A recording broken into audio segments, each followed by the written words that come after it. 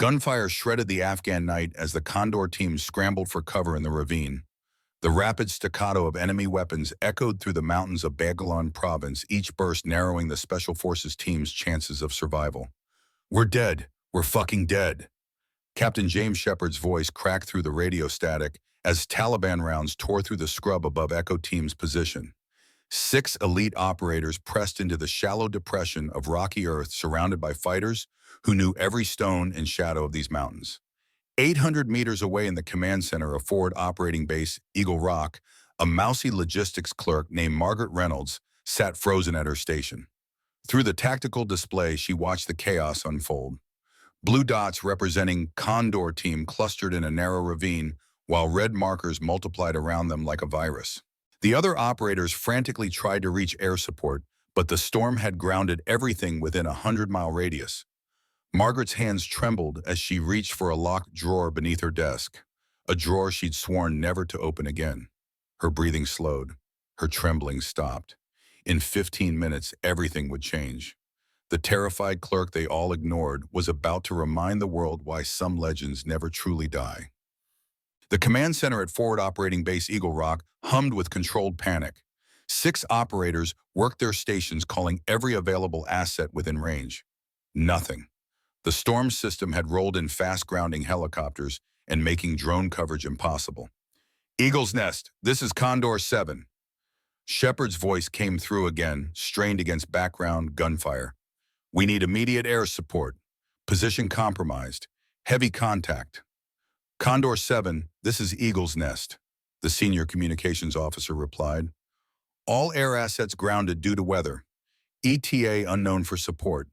Shepard's bitter laugh cut through the static. "Unknown. We'll be meet in 20 minutes." Margaret Reynolds had worked logistics at Eagle Rock for 8 months. Every morning she arrived at 05:30, made coffee for the operations staff, and spent 12 hours managing supply requests and inventory databases.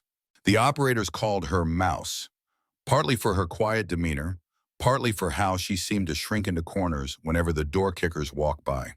At 28, she was forgettable in every way that mattered in a combat zone: brown hair pulled back in a regulation bun, standard-issue ACUs that hung loose on her small frame, and eyes that never quite met anyone's gaze. Tonight was different. As the radio chatter grew more desperate, Margaret's fingers moved to the locked drawer she'd installed herself on her first day. The other operators didn't notice. They were too focused on their screens, on the impossible math of 30 Taliban fighters versus 6 special operators with limited ammunition and no air support. "Condor 7, this is Eagle's Nest." The senior operator tried again. "We're working on options. Can you hold position?" "Negative." Shepard's voice came back strained. "They've got us pinned from 3 sides. RPGs incoming." An explosion rattled through the speakers, followed by screaming and more gunfire. Margaret's hand paused on the drawer handle. 3 years. 3 years she'd kept her promise to disappear, to become nobody, to let the world believe that particular ghost had been laid to rest. But promises meant nothing when good men were about to die. She pulled the drawer open. Inside lay a rifle case, unlike anything in the standard armory. Black polymer with biometric locks, unmarked except for a small etching that looked like a coiled cobra. Beneath it, folded with military precision, was a ghillie suit that had been modified in ways no manual taught. The fabric wasn't just camouflage. It was art crafted by someone who understood that in the jungle, the difference between invisible and dead was measured in millimeters. Colonel Frank Harrison walked into the command center just as Margaret lifted the case onto her desk. He was a tall man, weathered by 30 years of service, with eyes that had seen too much to be surprised by anything. Except this. He stopped mid-stride coffee mug, frozen halfway to his lips. Their eyes met across the room. In that look was 3 years of shared secrets, of careful misdirection, of a fiction maintained for reasons that went higher than either of them could touch. Harrison's expression shifted through surprise, concern, and finally grim acceptance. He gave the slightest nod. "I'll handle the questions," he said quietly. "You handle the problem." Margaret was already moving. She slung the rifle case over her shoulder and grabbed the ghillie suit, heading for the door that led to the motor pool. As she passed, one of the younger operators glanced up from his screen. "Where's Mouse going with that gear?" Harrison's voice was flat. "Getting some air. storms making everyone twitchy. The operator had already turned back to his screen, missing the small tattoo that peeked out from under Margaret's rolled sleeve as she pushed through the door. A cobra coiled and ready to strike with eyes that seemed to follow the viewer. The kind of ink that required special clearance to get from artists who didn't advertise and didn't ask questions. Outside, the Afghan night was thick with humidity and the promise of vigilance. Rain hammered down in sheets, turning the compound into a maze of mud and shadows. Margaret moved through it like she'd been born to darkness, her movements economical and precise. She'd covered 200 meters before anyone thought to wonder why the quiet logistics clerk knew exactly where the blind spots in the base's camera coverage were. The perimeter fence loomed ahead. Beyond it, the mountainside stretched away into darkness. Margaret paused at the fence line, assembling her rifle with movements so practiced they were meditation. Her fingers connected each component with surgical precision. The specialized long-range optics system with military-grade thermal imaging technology originally developed for satellite surveillance, but adapted for extreme combat conditions. The advanced atmospheric sensors could penetrate triple canopy foliage and calculate bullet drift through humid air with a precision that civilian equipment could never achieve. Each component clicked into place with the satisfying precision of Swiss clockwork. Condor 7. This is Eagle's Nest. Still working on those options. ETA unknown. Shepard's response was more gunfire than words. We don't have unknown. They're moving to flank. Where's our fucking help?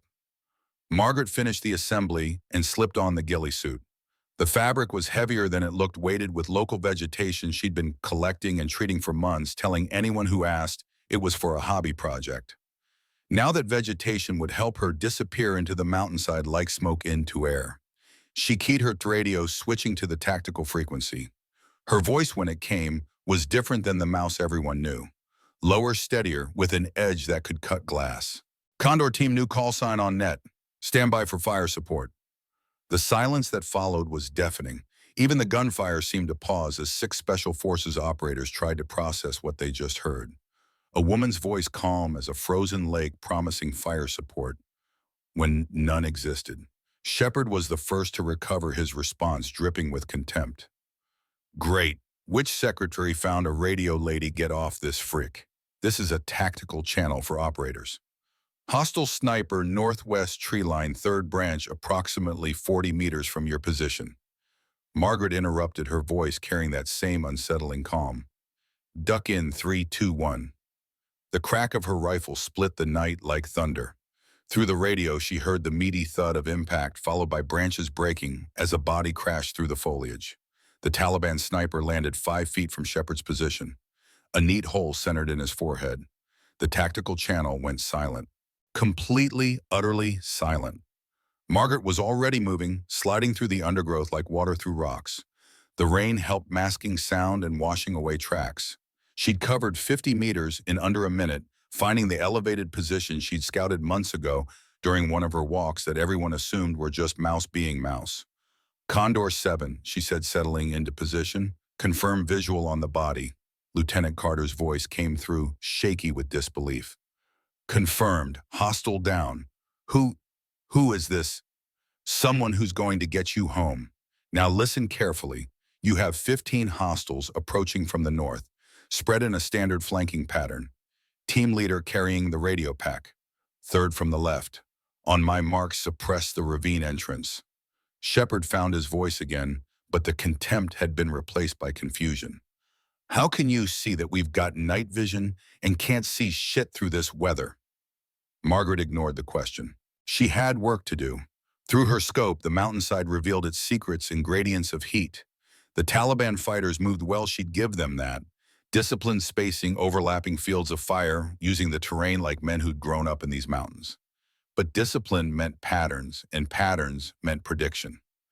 Mark, she said. Condor Team opened up with suppressing fire, forcing the flanking element to take cover. In that moment of transition, when movement stopped and positions were revealed, Margaret went to work. 6 shots in 8 seconds. 6 heat signatures cooling in the rain. The surviving Taliban fighters scrambled for cover. Their careful approach dissolved into chaos. Jesus Christ, someone whispered over the radio. Margaret thought it might have been Shepard, but she was already repositioning. The thing about being dead was that it freed you from certain limitations. Margaret Reynolds, the logistics clerk, had to follow rules, nobody had to accept the daily indignities of being invisible. But the woman in the ghillie suit, the one whose file had been burned 3 years ago in a basement in Langley, she had no such constraints. She was a ghost, and ghosts could do impossible things. New contact, southwest, she reported idoscope. Counting 30 plus, they're bringing RPGs. 30, Shepard's voice cracked. We can't hold against 30. You won't have to. Maintain your position and keep your heads down. This is about to get loud. Through her thermal scope, Margaret studied the approaching force. These weren't mountain thugs with AKs. The way they moved, the way they held their weapons, the hand signals she caught glimpses of. This was a trained unit.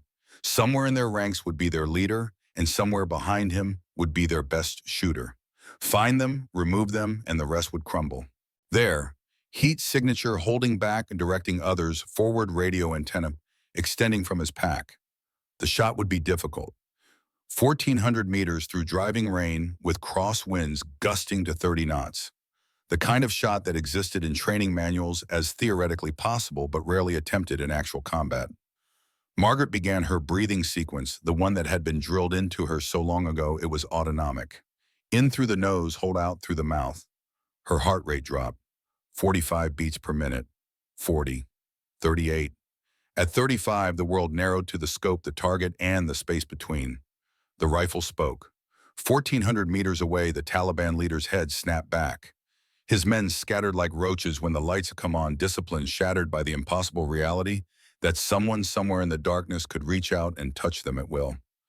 Target down, Margaret reported. They're reconsidering their life choices.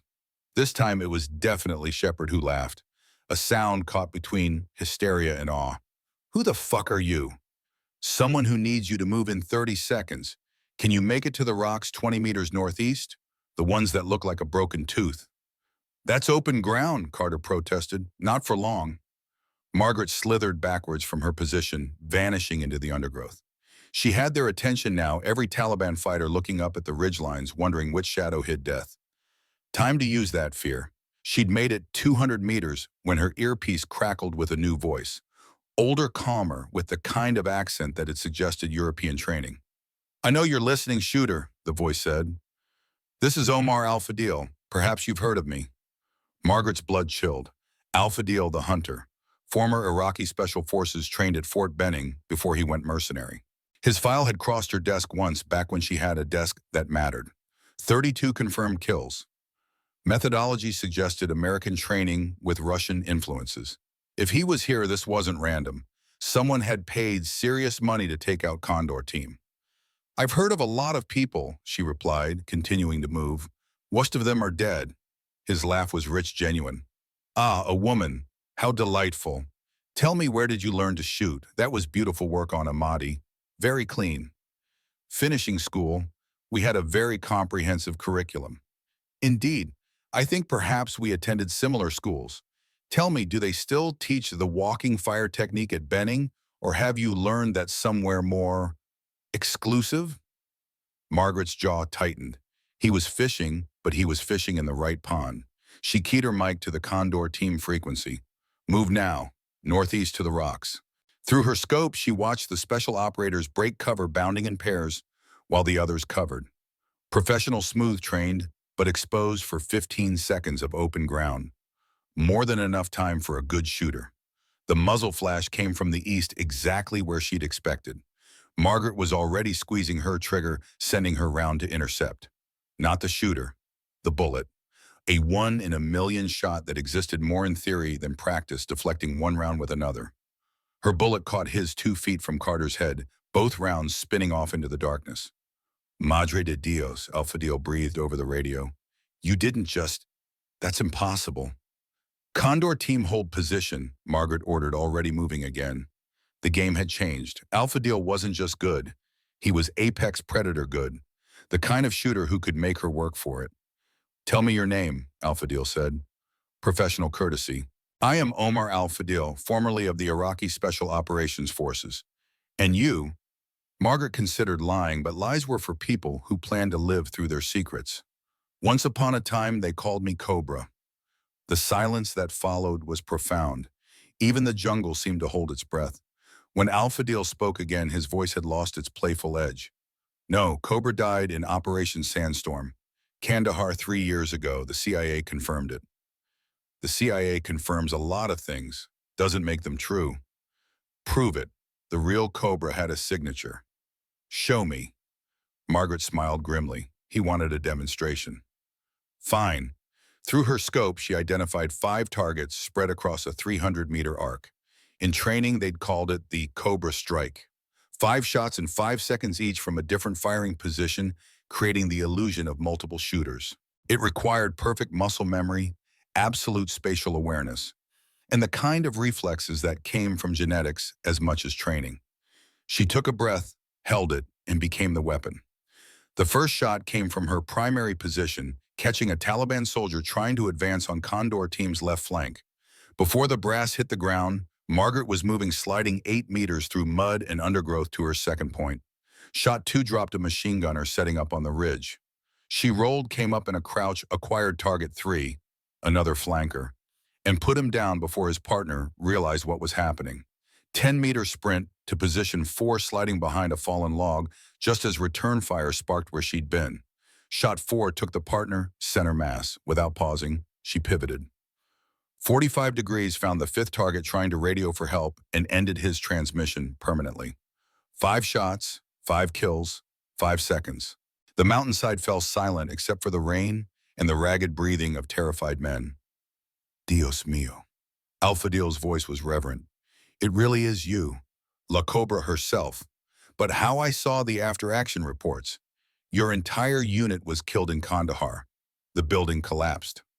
Reports can be edited. Margaret cut him off, already displacing to her next position. Bodies can be misidentified. Sometimes people need to die so they can do what needs to be done without congressional oversight getting in the way. Through her scope, she caught movement. Alphadeel was repositioning too, using the conversation to mask his approach. Smart, but she'd been playing this game longer. The CIA killed you to make you a better weapon, he said, understanding creeping into his voice. Black operations, wet work, the kind of missions that don't exist. Something like that. Margaret found him in her thermal, a ghost of heat moving through the rocks 300 meters from Condor Team's position. He was good using the terrain like a native, but the rain had been falling long enough to cool the landscape. His body heat stood out like a beacon. Professional to professional, Alphadeel said. I'm curious, how many operations? How many targets? Enough to know this ends one of 2 ways. You walk away now or you don't walk away at all. His laugh was sad. You know I can't do that. They paid me $5 million American dollars to ensure these special operators don't make it home. My reputation, your reputation won't matter if you're dead. True, but consider this. There are 50 more fighters moving up from the south. My best men. Even you can't stop them all. Margaret checked her tactical display. He wasn't bluffing. Heat signatures were multiplying at the valley's southern entrance. A full platoon with heavy weapons moving in disciplined formation. Condor Team had 10 minutes, maybe less. She reached into a pocket on her combat vest and removed a small case containing specialized combat medications, military-grade nerve stabilizers, and focus-enhancing compounds designed for special operations snipers in prolonged engagements. The prescription neurological enhancers eliminated hand tremors and enhanced visual acuity beyond normal human limits in high-stress situations. The bitter taste was familiar, grounding a reminder of operations in places that didn't exist against targets who were never there. Condor 7, she radioed. Large force approaching from the south. We need to thin them out before they get in range. Copy, Shepard responded. What's the plan? The plan is you keep your heads down and let me work. She switched channels. Alphadeel, last chance, professional courtesy. I appreciate the offer, Cobra, but we both know how this dance ends. Yes, Margaret said softly. We do. She found him in the scope 400 meters out, partially concealed behind a cluster of rocks. A difficult shot, but not impossible. He'd be expecting her to take it would move the moment she fired. So she wouldn't fire. Not yet. Instead, she put a round through the rock 6 inches above his head. Alpha Deal reacted instantly, dropping and rolling left, directly into the path of her second shot. The bullet caught him in the shoulder, spinning him around. His rifle fell clattering across the stones, but he was still alive, still moving, reaching for a sidearm with his good hand. Margaret's third shot took the pistol from his grip along with 2 fingers. He fell back against the rocks, cradling his ruined hand. "Wait," his voice came through the radio thick with pain. "You had the kill shot. Because you're a professional, not a Taliban thug. And because dead men can't deliver messages. Tell whoever hired you that Condor Team is under my protection. Anyone who comes after them will find me waiting. They'll keep coming. They have unlimited resources. And I have unlimited patience, your choice, Omar. Bleed out in these mountains or live to shoot another day. But not today. Not these men." A long pause, then "I'll need a tourniquet. Northeast 20 meters from your position. There's a medical cache hidden under the rocks that look like a skull. I put it there 8 months ago. You've been here that long. I've been everywhere that long. Goodbye, Omar. Don't make me kill you twice." She cut the connection and turned her attention to the approaching force. 50 men heavily armed, confident in their numbers. They'd spread into a classic assault formation. 2 prongs to pin Condor Team, while a third circled for the killing blow. Textbook tactics that would work against most opponents. Margaret wasn't most opponents. She began with their communications, putting precision shots through every visible radio antenna. Without coordination, 50 men became 5 groups of 10 each, assuming the others were still in contact.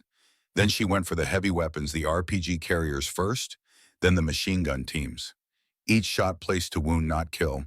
Wounded men screamed, screaming men destroyed morale. "Jesus Christ," Shepard whispered over the radio. "She's taking them apart." "Sir," Carter's voice was odd. "The shot patterns. I've seen these before. Operation Sandstorm, the classified footage. That's..." Shepard cut him off. "She's dead. The whole unit died in Kandahar." "Dead people make the best ghosts, Captain." Margaret's voice was steady despite the exhaustion creeping into her muscles. 3 years of playing mouse had made her soft. The enhanced focus drugs could only do so much. "Your extraction window is opening. North-northeast following the ravine. Move now while they're confused." "Who are you, EO?" Shepard demanded. Really, who the fuck are you?" Margaret put a round through another radio operator before answering. 3 years ago, the CIA needed someone who could operate in places where American soldiers couldn't go. Someone who could eliminate threats without leaving fingerprints. They found 12 of us, all women, all with unique skill sets. They called us the Mamba Unit. She displaced again muscles, remembering paths her mind had mapped months ago. The Taliban fighters were starting to panic now, firing blindly into the mountains. Their muzzle flashes gave away positions, made them easy targets. The mission in Kandahar was supposed to be simple. She continued, squeezing off another shot. Eliminate a terrorist cell planning attacks on American soil. But it was a trap. They knew we were coming. My unit was ambushed. The building rigged to collapse. 11 good women died that day. But not you. Shepard's voice had lost all its earlier contempt. Not me. I was providing overwatch. Saw it happen. Couldn't stop it. The CIA decided it was cleaner to report me dead too. Less questions that way.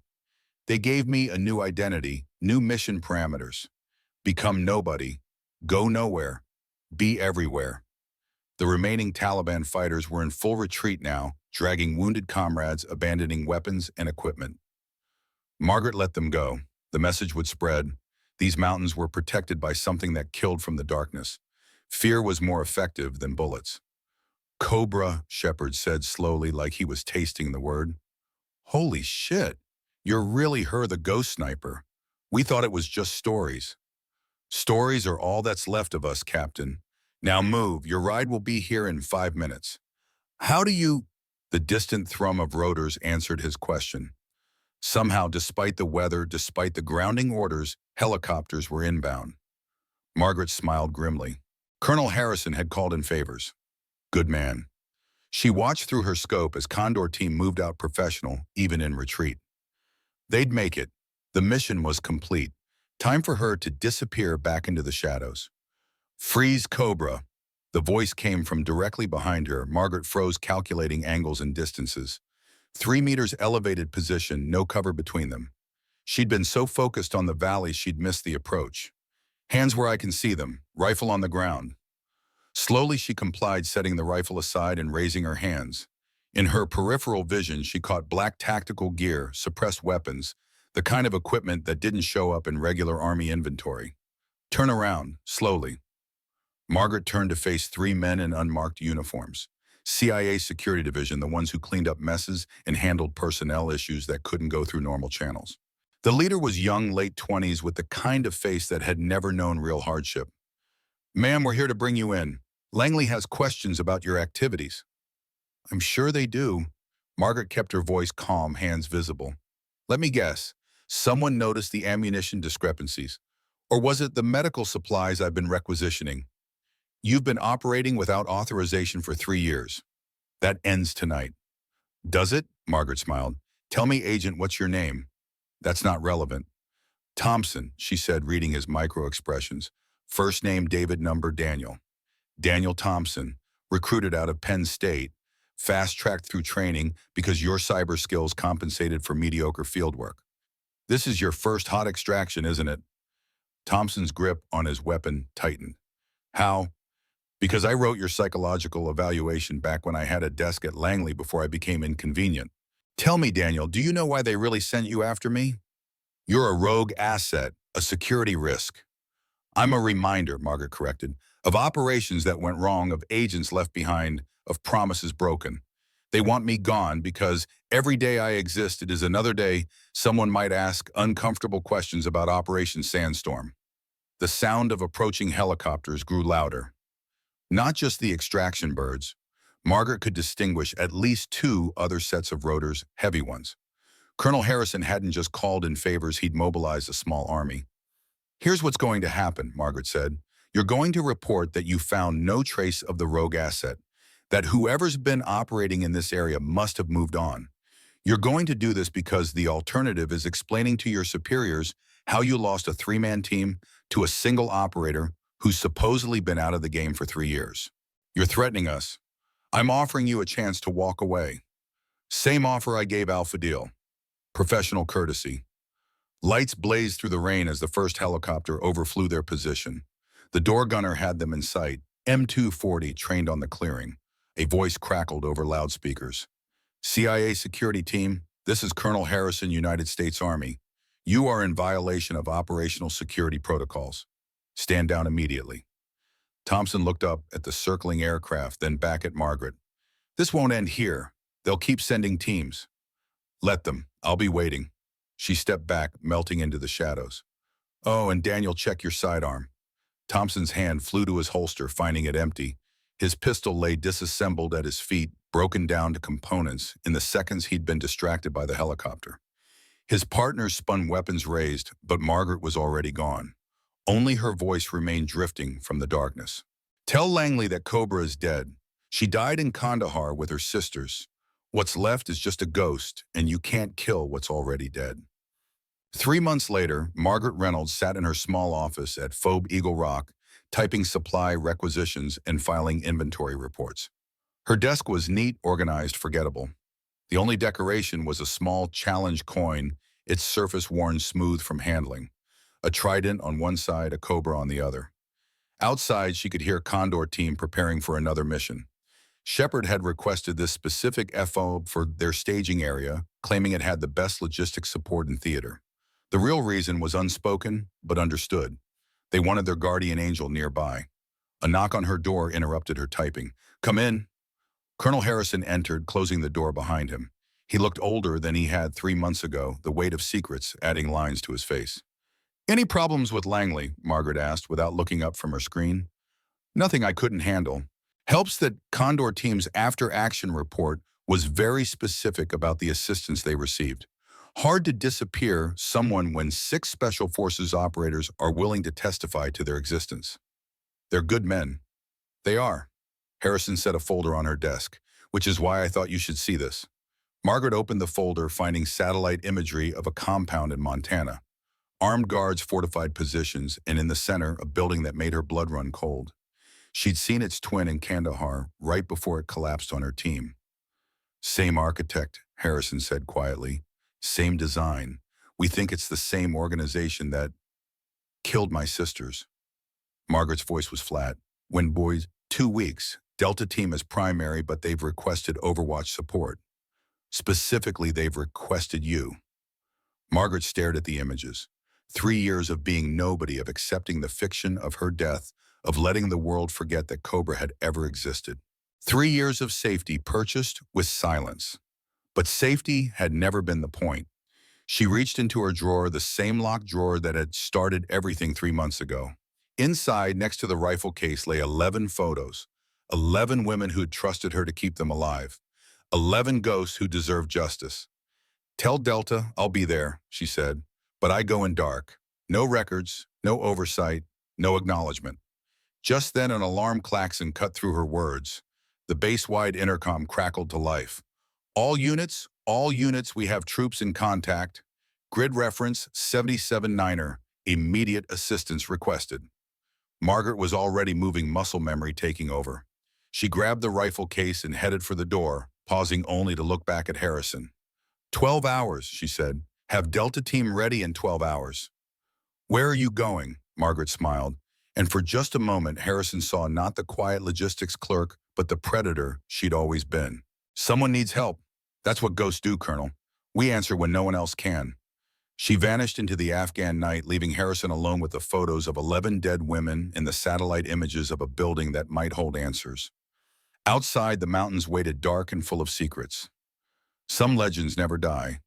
They just wait for the next call in the darkness, the next impossible shot, the next chance to balance the scales. And in the shadows between life and death, between fiction and truth, Cobra endured. After all, someone had to watch over the living, especially when the living didn't know they were being watched. The storm was coming back. Lightning illuminated the mountains in stark relief. Somewhere out there, soldiers were fighting for their lives, praying for a miracle they didn't know was already moving through the darkness toward them. Margaret Reynolds, the mouse, the nobody, the forgotten clerk, ceased to exist the moment she stepped into the shadows. What emerged was something else entirely, something that had been waiting 3 years for a reason to exist again.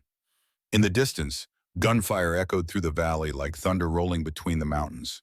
A new battle, a new crisis, a new chance to prove that sometimes the best protection comes from the shadows no one thinks to check. The muzzle flashes painted the low-hanging clouds in brief strokes of orange and red.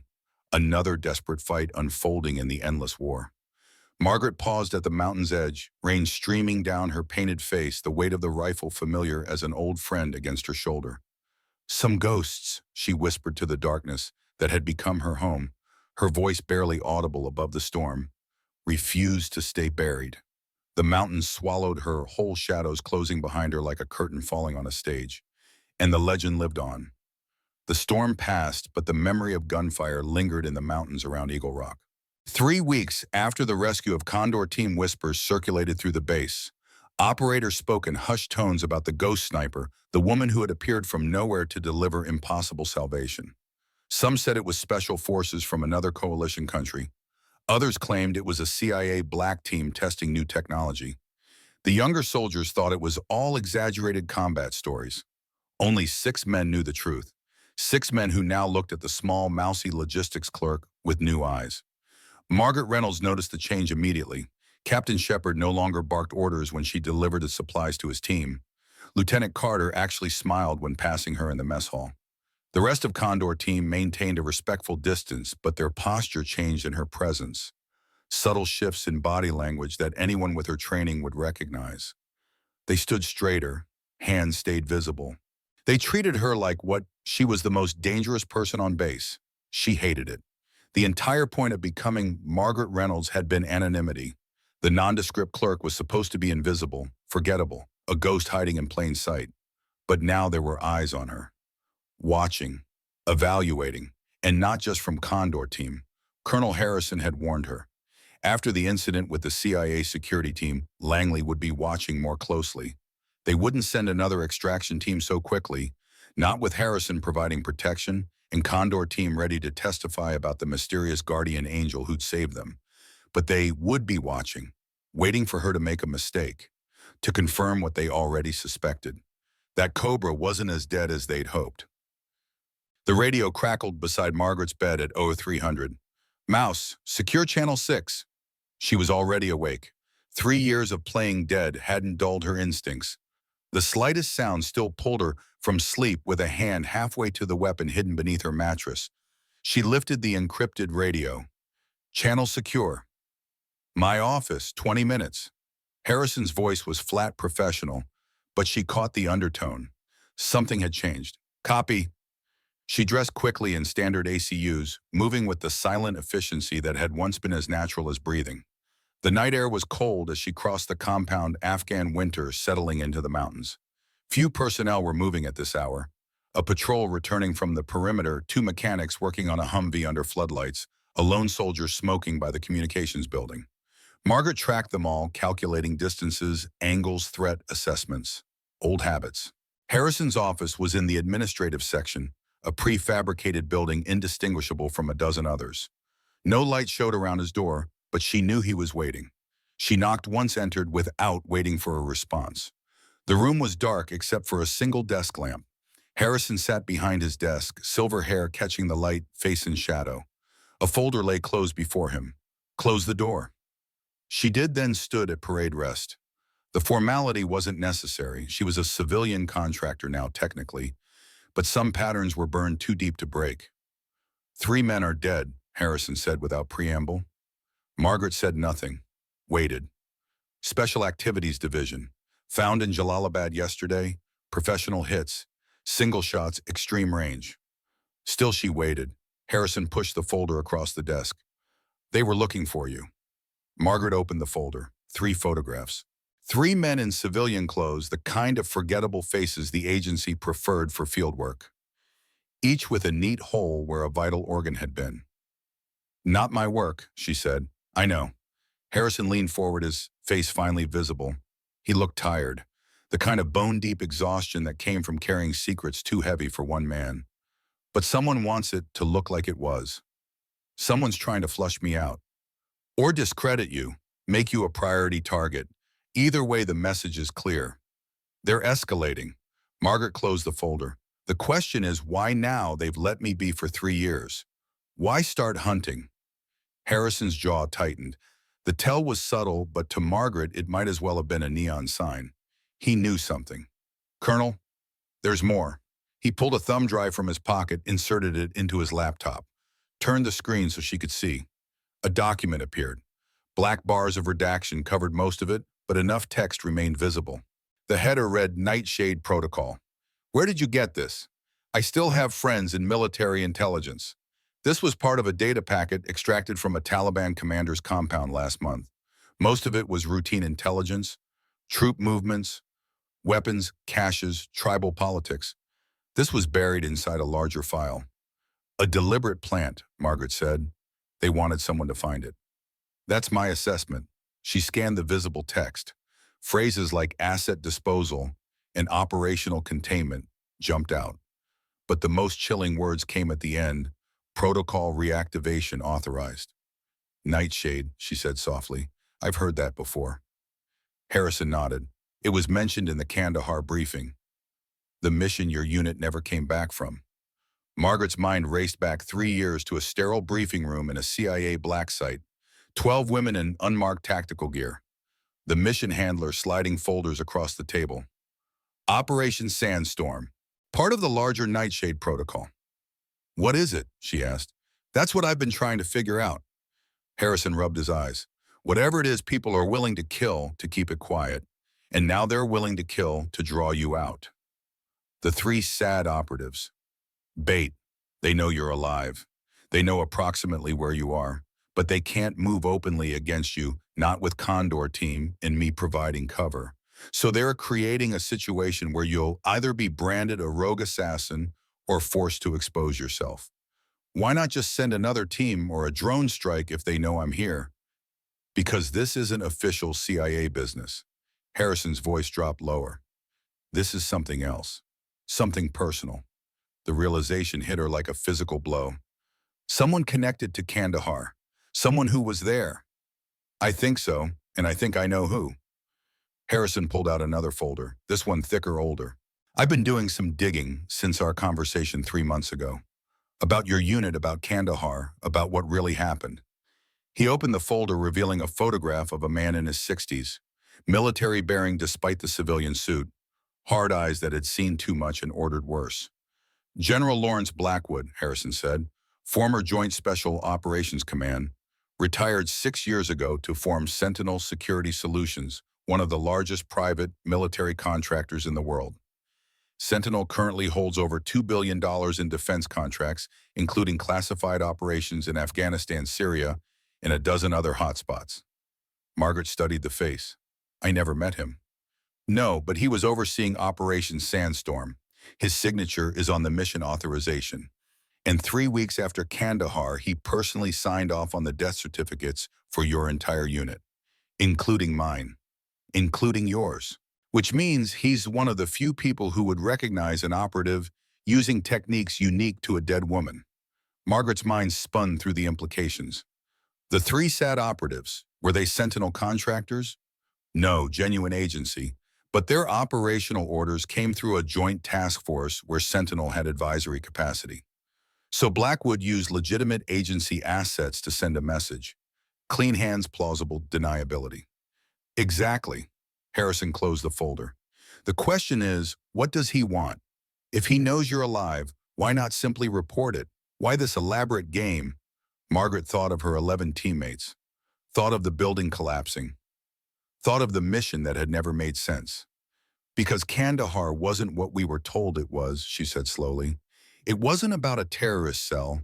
It was about something else, something connected to this Nightshade protocol. And whatever it is, Blackwood is afraid I know about it. Do you, Tom? No, but he doesn't know that. She looked at the thumb drive still plugged into Harrison's laptop. And now I need to find out. Harrison studied her face in the dim light. You realize what this means. If you start digging into Blackwood, into Nightshade, you'll be exposing yourself. No more hiding as Margaret Reynolds. I stopped hiding the moment I opened that drawer to save Condor Team. She straightened, feeling the weight of her decision settling across her shoulders.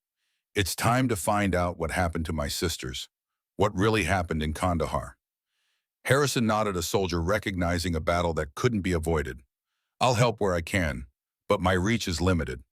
I need access to classified databases, mission files for Operation Sandstorm, personnel records for my unit.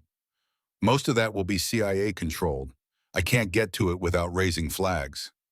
Then I need the next best thing. Margaret's voice hardened.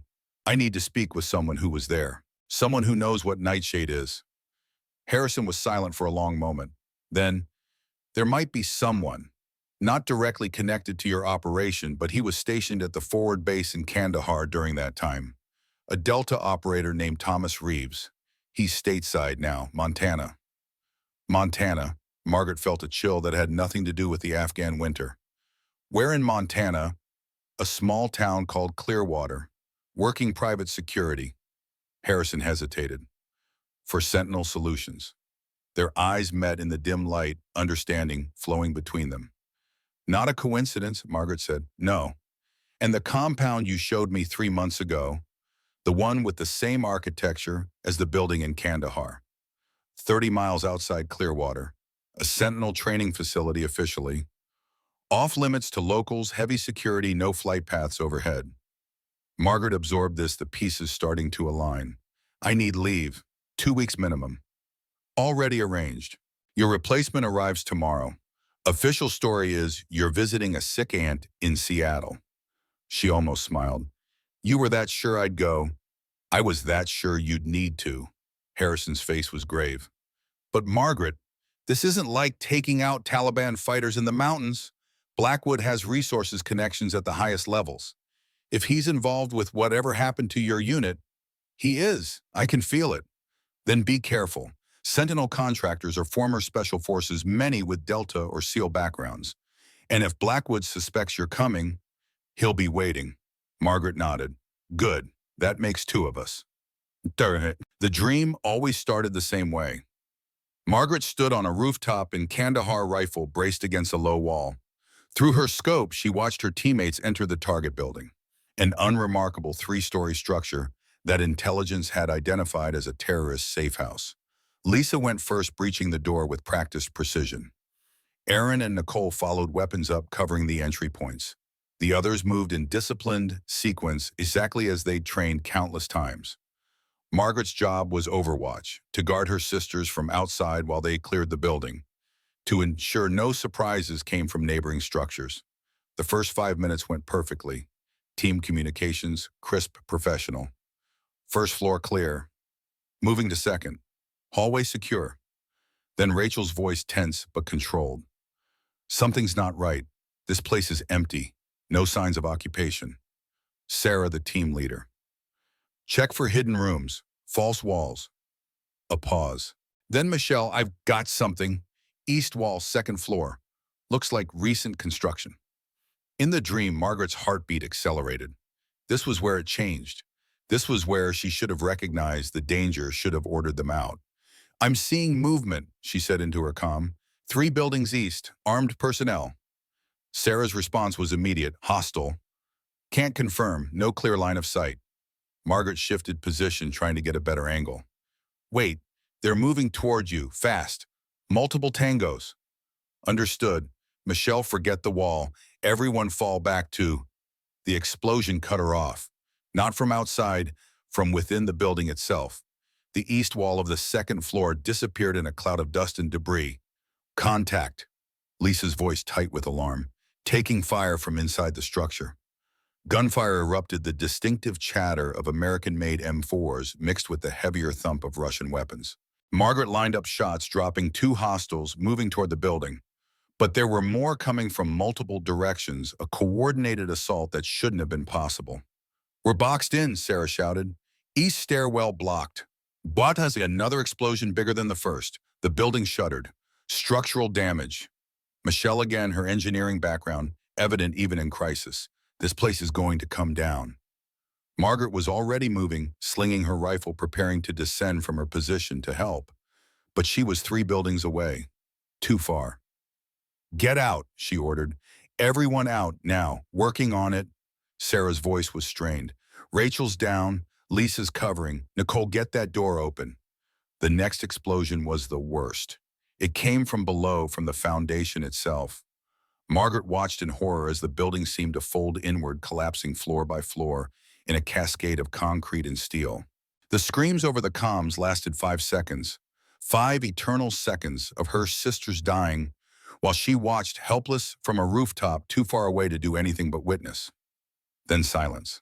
The most terrible silence she'd ever known. In reality, Margaret had maintained her position, had followed protocol, had provided cover fire for the rescue team that arrived 20 minutes later, only to confirm what she already knew. No survivors. In the dream, she did what her heart had demanded. She rushed toward the collapsed building, rifle forgotten, screaming names that no one answered. She tore at concrete with bloody hands, pulled at rebar until her muscles tore, dug through dust and death, searching for pulses that didn't exist. And then the dream shifted, as it always did. The rubble became a grave. The dust became snow. The Afghan sun became Montana moonlight. And the collapsed building rose again, whole and intact, standing in a clearing surrounded by pine trees. A perfect replica of the death trap that had taken her sisters, but pristine, untouched. Waiting. As she approached it in the dream, the door swung open. A figure stood silhouetted against warm light from within. A man in a general's uniform, stars gleaming on his shoulders. "You're late, Cobra," he said in a voice like gravel over steel. The others are already inside. She tried to speak, to ask who he was, what this meant. But no words came. The general smiled, a predator's smile that never reached his eyes. "Nightshade is waiting. All of you together again. As it should be." He stepped aside, revealing the interior. 11 women in tactical gear, their backs to the door, seated around a conference table. At the sound of her footsteps, they began to turn, began to reveal faces she'd memorized from photographs carried for 3 years. But before she could see them clearly, before she could confirm if they were alive or dead, the dream always ended. Always left her gasping awake in a cold sweat heart, hammering the general's words echoing in her mind. Nightshade is waiting. All of you together again.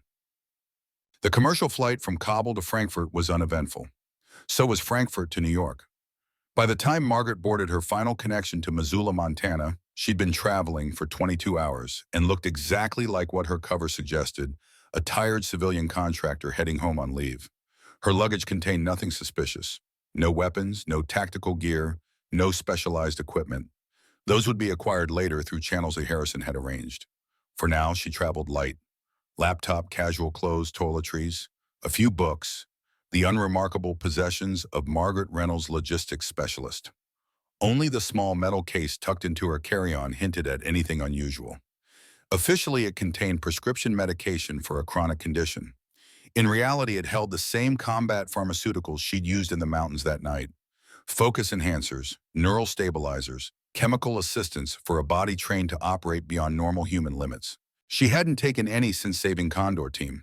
Hadn't needed to. But something told her that would change soon. The woman who deplaned in Missoula moved differently than the one who had left Kabul. Subtle shifts in posture, in gait, in the way her eyes tracked movement. Margaret Reynolds was receding. The ghost was reemerging. She collected her bags, passed through the small terminal, and located the rental car Harrison had arranged. A nondescript gray Ford sedan. Practical, forgettable, perfect. The drive to Clearwater took 3 hours. Rolling Montana landscape unfolded around her. Mountains swelling in the distance, pine forests thick and dark against winter brown grassland. It was beautiful country, remote, the kind of place where privacy could be purchased with acreage and distance, the kind of place where secrets could be buried deep. Clearwater itself was exactly what she'd expected. Small-town America population 2 to 500. Main Street with requisite diner hardware store bank. American flags hanging from lampposts. A slice of the heartland untouched by the wars being fought halfway across the world in its name. Margaret drove through without stopping, following GPS coordinates to a motel on the outskirts. The Pine Ridge Motor Lodge had seen better days, but it offered what she needed: anonymity. Minimal security cameras and a clear view of the approach roads. She checked in under her Margaret Reynolds identity, paid cash for a week, and carried her bags to room 117 at the far end of the building. The room was basic but clean. Twin bed dresser, small table with 2 chairs, bathroom with shower stall. She'd stayed in worse, much worse. After sweeping for obvious surveillance devices and finding none, she opened her laptop and accessed the secure file Harrison had provided. Thomas Reeves, former Delta operator, now head of security for Sentinel's Clearwater facility. The photograph showed a man in his late 30s, cropped hair, beard, the lean build of someone who maintained military fitness standards despite civilian status. According to his file, he'd been part of a quick reaction force stationed at the Kandahar base during Operation Sandstorm. Not directly involved in the mission, but present for the aftermath. One of the team who'd searched the rubble. One of the last people to see her sisters. Finding him would be easy. The file listed his habits, his schedule. Monday nights he drank at a place called Sullivan's in downtown Clearwater.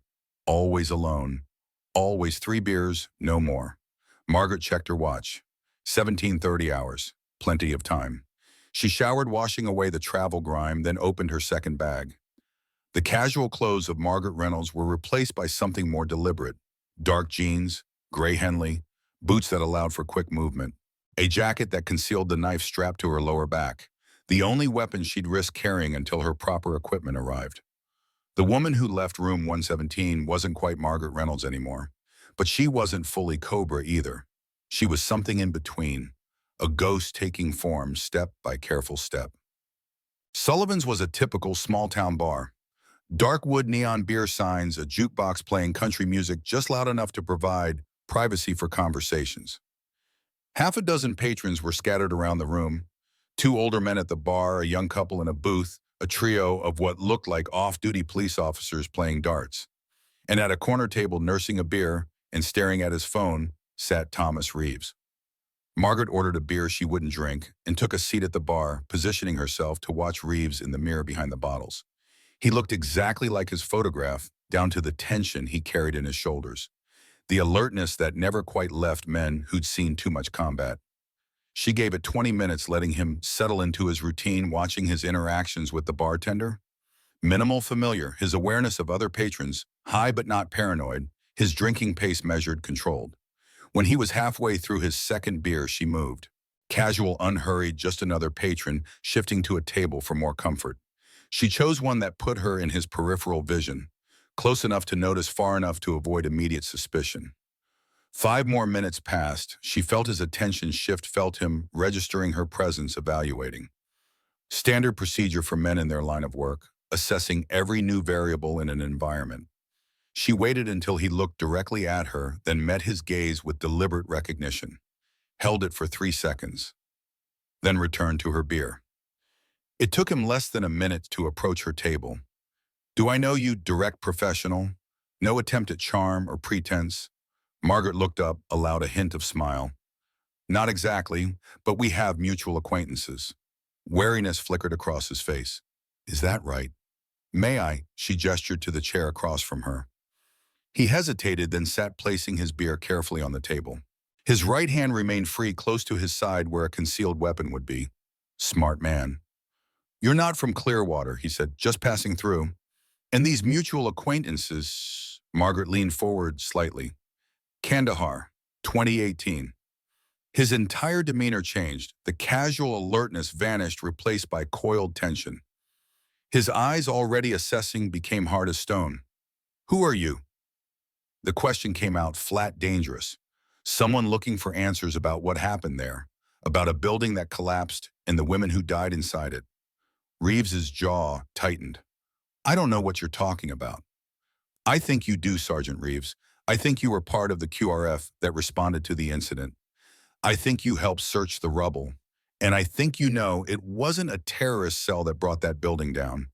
His hand moved incrementally closer to his side. "You're mistaken. Am I about which part, that you were there, that you searched the building, or that it wasn't terrorists who rigged those explosives?" Reeves glanced around the bar, checking exit points, evaluating witnesses. Then he leaned forward, voice dropping to a near whisper. "Who sent you?" "No one sent me. I came on my own." "Bullshit. That operation was classified. The details were compartmentalized. The only people who know what happened are..." "The ones who were there," Margaret finished. "The ones who survived." Understanding dawned in his eyes, followed immediately by disbelief. "No, that's not possible. The entire team was KIA. I saw the bodies myself." "You saw 11 bodies. The sniper on Overwatch wasn't in the building when it came down." "Cobra," he breathed the name like a man seeing a ghost. "They said you died in the exfil. Helicopter crash in the mountains." "They said a lot of things, most of them lies." Reeves' expression hardened again. "Prove it. Prove you're who you claim to be." Margaret recited details only someone who'd been there would know. The specific building location, the names of her teammates, the call signs used during the operation. With each detail, the color drained further from Reeves' face. "Jesus Christ," he whispered when she finished. "You're really her. Now it's your turn. Tell me what you know about Nightshade." The effect was immediate. Reeves physically recoiled, nearly knocking over his beer. "Keep your voice down," he hissed. "So you do know. I know it's not something you discuss in public, or at all if you want to stay alive." He glanced around again, more urgently this time. "We can't talk here." "Where?" "Not tonight. It's not safe." He pulled a pen from his pocket, scribbled on a napkin. "Tomorrow. This address, 1400 hours. Come alone and make sure you're not followed." Margaret took the napkin, memorized the address, then tucked it into her pocket. "If this is a setup..." "It's not." His voice was grim. "But you should know something. If you're looking into Nightshade, you're already in danger. And if Blackwood finds out you're alive, that you're here, but, he shook his head. "Just watch your back." "Always do." Reeves stood, left a 20 on the table for his unfinished beer. "Tomorrow, 1400. Don't be late." He hesitated, then added, "For what it's worth, I'm sorry about your team." What happened wasn't right. Before she could respond, he was moving toward the exit posture, stiff, the weight of their conversation visible in the set of his shoulders. Margaret remained at the table, nursing her untouched beer, mind racing. Reeves knew about Nightshade, knew it was dangerous, knew Blackwood was connected to it all. Most importantly, his reaction confirmed her suspicions. What happened in Kandahar wasn't an accident or a mission gone wrong. It was deliberate, planned. Her sisters hadn't died in the fog of war. They'd been murdered. She didn't go straight back to the motel. Standard protocol, after contact with a potential asset, indirect routes. Random patterns, surveillance detection runs. She drove clear waters, quiet streets for 40 minutes, watching for tails, evaluating sightlines, memorizing the town's layout. When she was satisfied she wasn't being followed, she parked 2 blocks from the Pine Ridge and approached on foot using shadows and blind spots to cover her approach. The motel was quiet, few cars in the lot, a single light in the office where the night manager watched television. Margaret circled to the rear of the building, entering through a side door, rather than passing her room directly. The corridor was empty, silent, except for the hum of vending machines. She reached room 117, key in hand, and froze. The door was ajar, a hairline gap between door and frame where there should have been none. She'd left it locked, had even placed a thread across the bottom corner. An old tradecraft trick to detect entry. The thread was gone. Someone had been inside. Might still be inside. Margaret dropped into a crouch, drawing the knife from her back sheath. No time to retreat, no way to know if watchers were already in position outside. Better to control the encounter, force it on her terms. She pushed the door open with her foot staying low, knife ready. The room was dark, silent, but not empty. A figure sat in the chair by the window, silhouetted against the faint glow of parking lot lights filtering through thin curtains. Female, slender, holding something in her right hand that could have been a weapon. "Hello, Melissa," the figure said, using the name Margaret hadn't heard in 3 years. The name that had belonged to Cobra before she became a ghost. "Or do you prefer Margaret now?" The voice was familiar, impossibly, heart-stoppingly familiar. "Rachel." Margaret's voice cracked on the name. The figure leaned forward, face catching enough light to reveal features Margaret knew as well as her own. Features she'd seen dying in her dreams for 3 years. Rachel Daniels, call sign, Viper, weapons specialist for the Mamba unit, her sister in arms, her friend. "Welcome to Montana," Rachel said, raising the object in her hand. Not a weapon, a glass. "Sorry about breaking in old habits." "You're dead," Margaret whispered. "I saw the building collapse. I saw them recover your body. You saw what they wanted you to see." Rachel took a sip from her glass. "Just like they saw what they wanted to see with you. A convenient death, a closed file." "How?" "Same as you. I wasn't in the building when it came down. I'd found something in the east wall, something that didn't belong. I went outside to get better light to examine it." She shook her head. 30 seconds later, everything exploded. Margaret stepped fully into the room, closing the door behind her, mind racing to process the impossible. Rachel alive, after 3 years of mourning, of guilt, of questions without answers. The others, she asked, though she already knew. Rachel's expression confirmed it. Gone, all of them. Only you and I made it out. "And you've been here, all this time, in Montana." "Not at first. First there was debriefing, psychological evaluation, new identity creation." Rachel's voice turned bitter. "All the same procedures they used on you, I imagine. Except at the end, they gave me a choice. Disappear completely like you or work for them in a new capacity." "For who, the CIA?" "No, for Blackwood, for Sentinel." She drained her glass. "For the man who killed our sisters." Margaret's blood went cold. "You're working for Blackwood. The man responsible for Kandahar." "Yes and no." Rachel set down her glass. "Yes, I work for Sentinel. No, Blackwood wasn't responsible for Kandahar. At least that's what I believed until recently." "What changed?" "I found something. Documentation about Nightshade. About what really happened that day." She met Margaret's gaze directly. "And then I heard rumors about a woman in Afghanistan, a ghost sniper saving special forces teams, using techniques only one person I knew could perform." "How did you find me here?" "I've been tracking you since you landed in Missoula. I have access to transportation manifests through Sentinel. When I saw Margaret Reynolds on a flight from Kabul, it wasn't hard to connect the dots." Margaret's mind raced, evaluating angles, threats, possibilities. "If you know I'm here, does Blackwood?" "Not yet, but he will soon. Reeves will tell him." "Reeves, but he is Sentinel's head of security and completely loyal to Blackwood." Rachel's smile was grim. "Your meeting tomorrow is a trap. They'll be waiting with a full tactical team." Margaret absorbed this anger and caution warring within her. Why are you telling me this? Why warn me if you work for them? Rachel stood, stepped closer. In the dim light, Margaret could see changes in her friend. New scars, harder eyes, the weight of years spent living a lie. Because I made a choice 3 years ago based on what I thought was true. Blackwood told me you were the traitor, that you'd sold out the team, arranged the ambush. He showed me evidence. Communications, bank, transfers, all pointing to you. And you believed him. I had a bullet in my leg, drugs in my system, and 11 dead sisters. Yes, I believed him. Pain flashed across Rachel's face.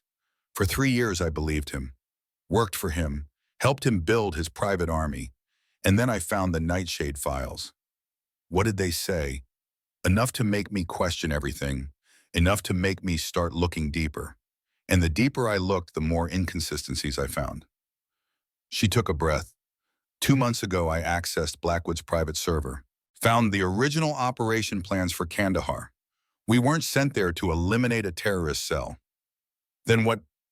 We were sent to retrieve something called the Nightshade Protocol. Intelligence indicated it was hidden in that building, in a compartment in the east wall, exactly where I was looking when the explosives detonated. What is the Nightshade Protocol? Documentation.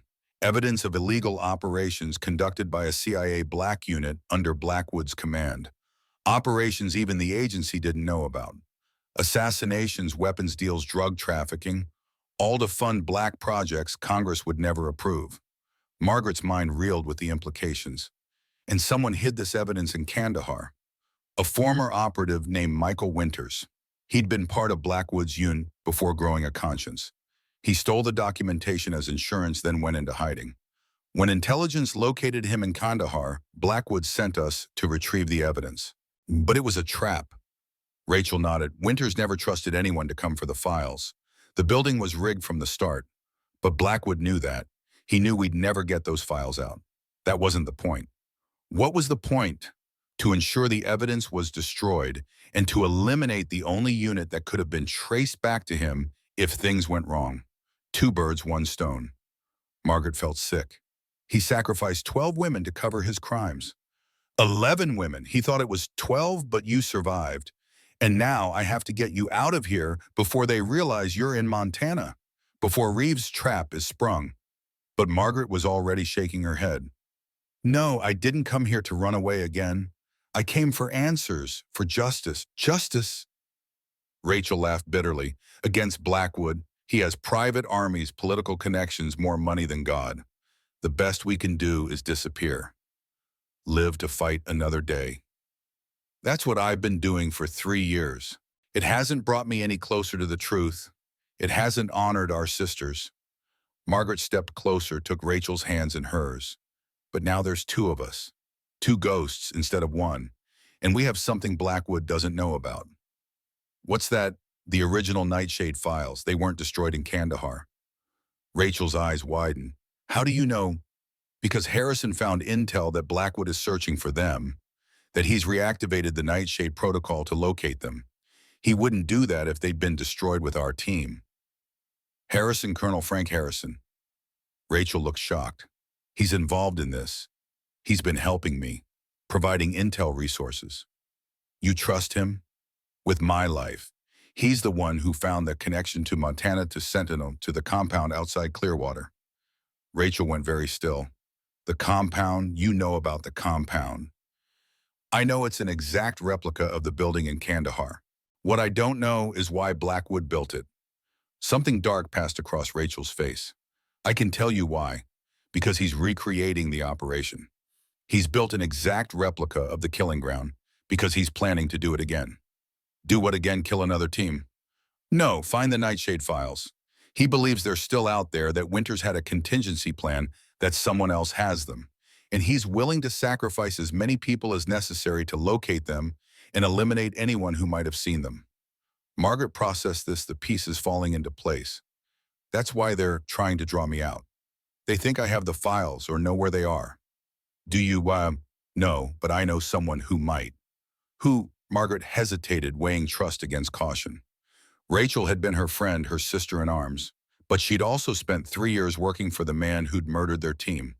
the man who tried to murder them both. Melissa, Rachel said softly, using the name from before.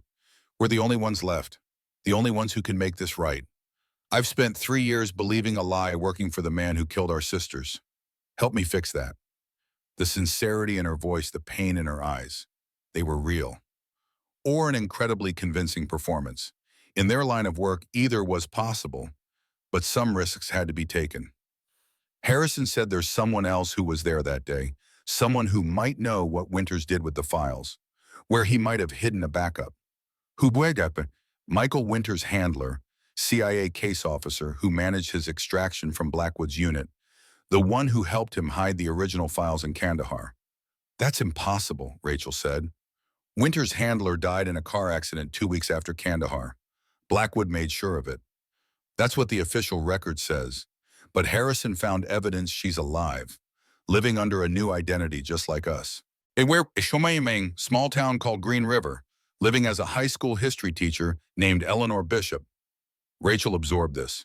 If you're right, if she's alive and knows where the files are, then we have leverage. We have a way to bring Blackwood down, to get justice for our sisters. Rachel was silent for a long moment, weighing options, calculating risks. Finally, she nodded. Okay, but not tomorrow. Reeves has already set the trap.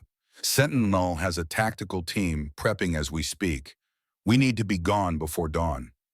What about the compound? If it's an exact replica of Kandahar, it might contain evidence. It's a fortress. Security systems, armed guards, the works. We'd need an army to breach it. Or 2 ghosts, Margaret had said, a plan already forming. 2 ghosts who know exactly how it's laid out because they've been there before. Rachel studied her face, saw the determination there, and slowly smiled. It was the smile Margaret remembered from missions past. Fierce focus, the expression of a predator sighting prey. 2 ghosts, she agreed. But first we need to disappear from Clearwater. Before Blackwood realizes there are 2 Mamba operators still alive and in his backyard. Margaret nodded, mind already shifting to extraction protocols, escape routes, contingency plans.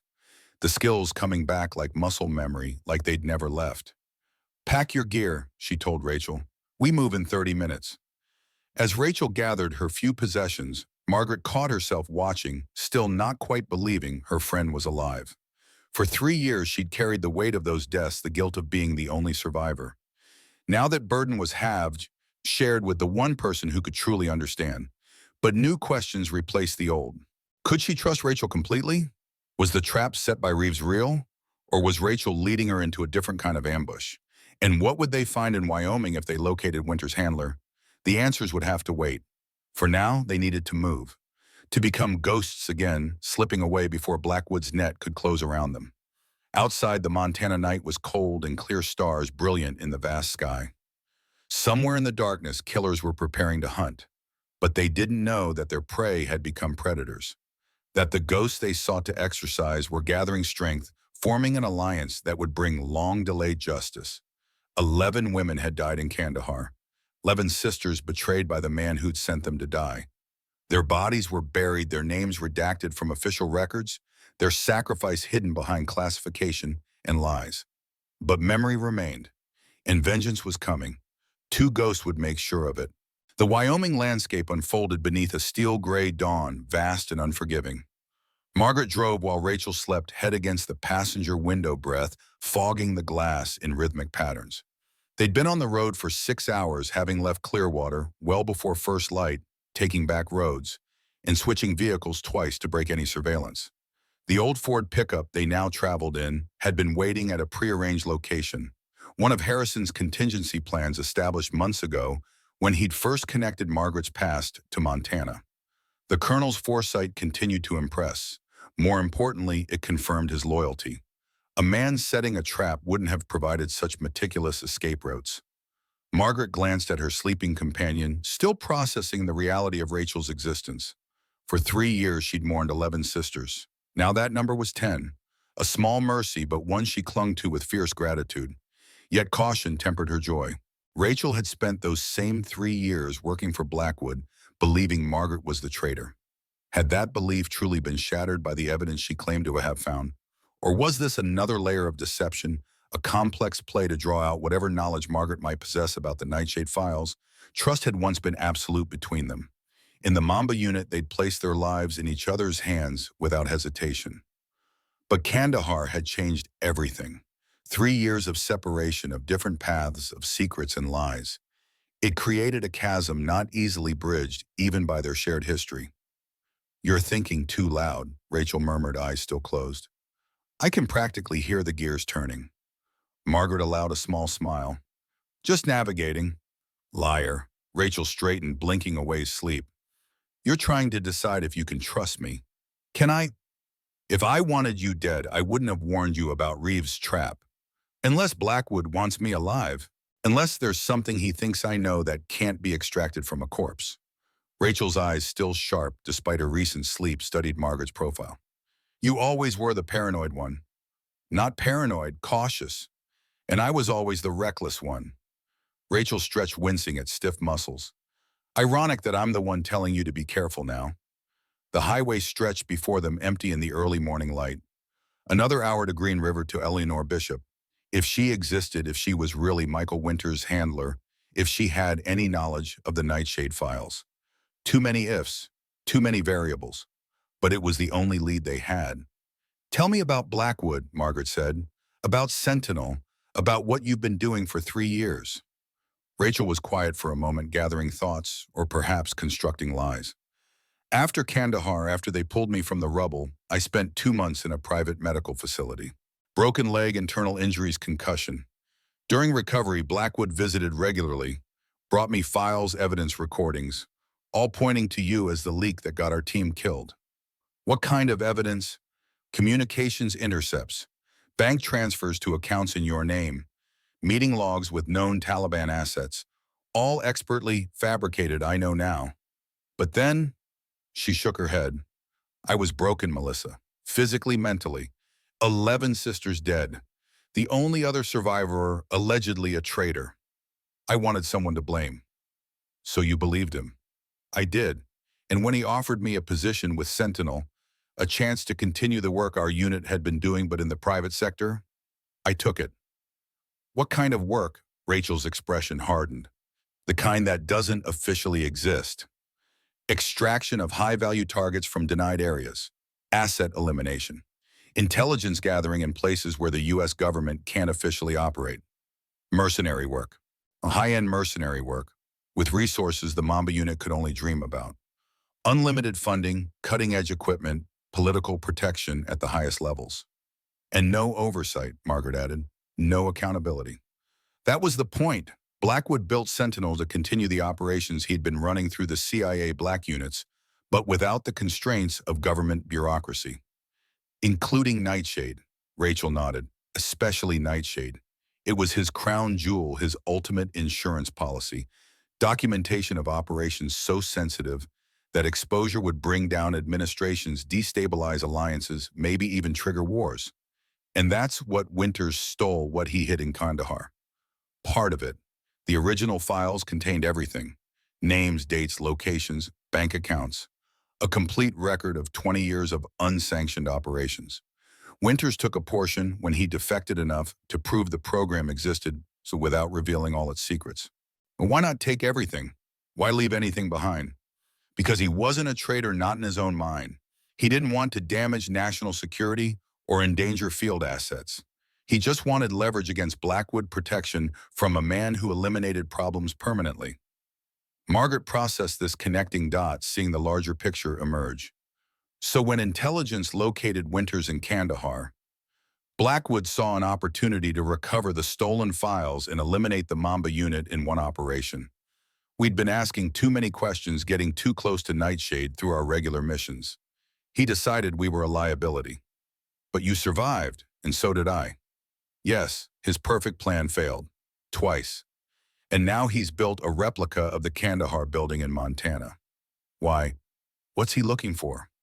Rachel's expression turned grim. "Winters had a failsafe. Before hiding the files in Kandahar, he created a backup, something he called the key, a data package that would lead to a complete copy of the Nightshade documentation stored somewhere secure. And Blackwood thinks rebuilding the site will help him find this key. He's convinced the building itself contains clues, that Winters incorporated its architecture into his backup plan somehow. Rachel shook her head. He's obsessed with it, has teams of analysts studying every brick, every wire, comparing it to the original blueprints, looking for anomalies, hidden messages, anything. Has he found anything? Not that I know of, but he's convinced it's there, and he's willing to go to extreme lengths to find it, including drawing me out of hiding. You're the last loose end from Kandahar, the last person who might have information about what Winters did, where he might have hidden the key. But I don't. I was providing overwatch. I never entered the building. Blackwood doesn't know that. Your mission file listed you as part of the entry team. The last-minute change to Overwatch wasn't documented. Margaret fell silent, processing this new information. If Blackwood believed she had knowledge of the key, it explained the elaborate efforts to find her. It also meant he wouldn't stop until she was captured or confirmed dead. The miles passed as both women retreated into their thoughts. The Wyoming landscape changed around them, mountains giving way to high desert plains scattered with sagebrush and stunted pines. The sky expanded a vast blue dome that made human concerns seem small by comparison. But their concerns weren't small. If what Rachel said was true, if the Nightshade files contained what she claimed, then the stakes were immense. National security, international relations, justice for their fallen sisters. Everything hinged on finding Winter's handler, on learning what she knew about the key. We should be prepared for the possibility that Eleanor Bishop won't talk to us, Margaret said finally. Or that she doesn't know anything useful. Or that she doesn't exist, Rachel added. Or that she's working for Blackwood now, like I was. You think Harrison's intel could be wrong? I think we need to be prepared for anything. Blackwood has resources, connections. If he knows we're looking for Bishop, the implication hung in the air. Another trap, another ambush, another betrayal. We'll approach carefully, Margaret decided. Reconnaissance first. Establish that she exists, that she matches the description Harrison provided. Then make contact only if we're confident it's secure. Rachel nodded approval. Like old times, except now we don't have Sarah running tactical or Michelle on comms. The name sent a pang through Margaret's chest. Sarah Cooper, team leader. Michelle Davis, communications specialist. Both lost in Kandahar. Both faces that haunted her dreams. We make do with what we have, she said softly. 2 ghosts instead of 12 operators. 2 ghosts, Rachel echoed. Let's hope it's enough. Green River, Wyoming. Population 12,000. A small city built around the railroad and mining industries, now sustained primarily by tourism and its position along Interstate 80. Unremarkable. Forgettable. The perfect place to disappear. They left the pickup at a truck stop on the outskirts, switching to a nondescript sedan they paid cash for through a connection Harrison had arranged. Standard protocol for approaching a potentially compromised location, nothing that could be traced back to their starting point. Eleanor Bishop, according to Harrison's intel, taught American history at Green River High School. Lived alone in a modest house on Cedar Street. No pets, no family, few friends. The carefully constructed life of someone who didn't want to be noticed. They parked 3 blocks away and approached on foot, moving separately to avoid attention. Margaret took the east side of the street, Rachel the west. Both dressed in casual clothes that would blend with local residents, jeans, boots, light jackets against the spring chill. Bishop's house was a single-story ranch-style white with blue trim. Small yard, well-maintained but not meticulous. Nothing to draw attention or suggest the occupant was anything other than what she appeared to be, a high school teacher in a small Wyoming town. Margaret positioned herself at a coffee shop, with a view of the house, nursing a cup she didn't drink. Rachel found a similar vantage point at a park bench, pretending to read a book while maintaining surveillance. They communicated via text messages sent through encrypted burner phones, sharing observations, building a picture of Bishop's routine. By mid-afternoon, they'd confirmed her existence. A woman matching Harrison's description, early 50s, medium height, auburn hair, going gray, left the house at 07:30, drove to Green River High School, taught classes all day, then returned home at 16:30. Nothing in her movements suggested awareness of surveillance or counterintelligence training. She behaved exactly like a career educator with 20 years of classroom experience. which meant either Harrison's intel was wrong or Eleanor Bishop was very, very good at her cover. They maintained observation until nightfall, watching as lights came on in the house, as Bishop moved from room to room, as she settled in the living room with what appeared to be student papers to grade. "She lives alone," Rachel texted. "No visitors, no signs of security measures beyond standard locks and a basic alarm system." "Approaching tonight would be too risky," Margaret replied. "Too many unknowns. Let's maintain surveillance until we're certain." But certainty was a luxury they didn't have. At 2100 hours, Rachel's phone buzzed with a message from a number that shouldn't have been able to contact them. Harrison's emergency protocol. Compromise. Sentinel team deployed to Green River. Ida unknown. Evacuate immediately. Margaret's phone buzzed with the same message seconds later. Their eyes met across the darkened street, understanding flowing between them. They'd been tracked despite their precautions. Blackwood knew they were in Green River, knew they were looking for Bishop, which meant Bishop was in danger too. No time for careful planning now. No time for the methodical approach they'd intended. Margaret was already moving toward the house, Rachel falling in beside her as they converged on the front door. Standard procedure would have been to retreat, to disappear back into the shadows, to regroup and approach from a different angle. But if Sentinel operators were inbound, if Bishop possessed information about Nightshade, they couldn't risk her being captured or killed before they made contact. Margaret knocked on the door 3 sharp raps. Authoritative, demanding attention. No response. Rachel moved to the window, peering through a gap in the curtains. Still in the living room, papers spread out. She heard the knock but isn't moving. Margaret knocked again, harder. "Ms. Bishop," she called loud enough to be heard inside but not by neighbors. "We need to talk. It's about Michael Winters." Movement inside, the sound of papers being gathered hastily, footsteps moving not toward the door but away from it. "She's running," Rachel said. "Back of the house." They moved in unison, muscle memory from years of joint operations. Rachel circled left, Margaret right, converging on the rear of the small house where a back door opened onto a fenced yard. They reached it just as the door flew open, and Eleanor Bishop emerged, a go bag in one hand, car keys in the other. She froze at the sight of them, eyes widening with recognition and fear. "Who sent you?" she demanded, voice steady despite her obvious alarm. "CIA Sentinel." "Neither," Margaret said, keeping her hands visible, non-threatening. "We're former Mamba unit. We need your help." Bishop's expression shifted from fear to disbelief. "Mamba unit was eliminated in Kandahar. 2018. "Not all of us," Rachel said, stepping closer into the light spilling from the open door. "Some ghosts refuse to stay buried." Bishop studied them, calculation replacing fear. "Prove it. Identify yourselves. Call signs and specialties." "Cobra," Margaret said. "Sniper infiltration specialist. Primary overwatch for the Kandahar operation." "Viper," Rachel added. "Weapons and demolitions expert. I was examining the east wall when the charges detonated." Bishop's posture changed subtly, a minute relaxation, a shift from flight to assessment. "You shouldn't be alive, either of you." "Neither should you," Margaret countered. "Jessica Mills, CIA case officer. Supposedly killed in a car accident 2 weeks after Kandahar." A ghost of a smile touched Bishop's lips. "Touché." She glanced past them, scanning the darkness beyond her yard. "How long do we have?" "Unknown," Rachel said. "Harrison sent a warning.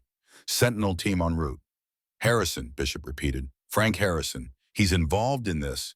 "He's been helping us," Margaret explained. "Provided the intel that led us to you." Bishop seemed to make a decision. "Inside, quickly. We don't have much time."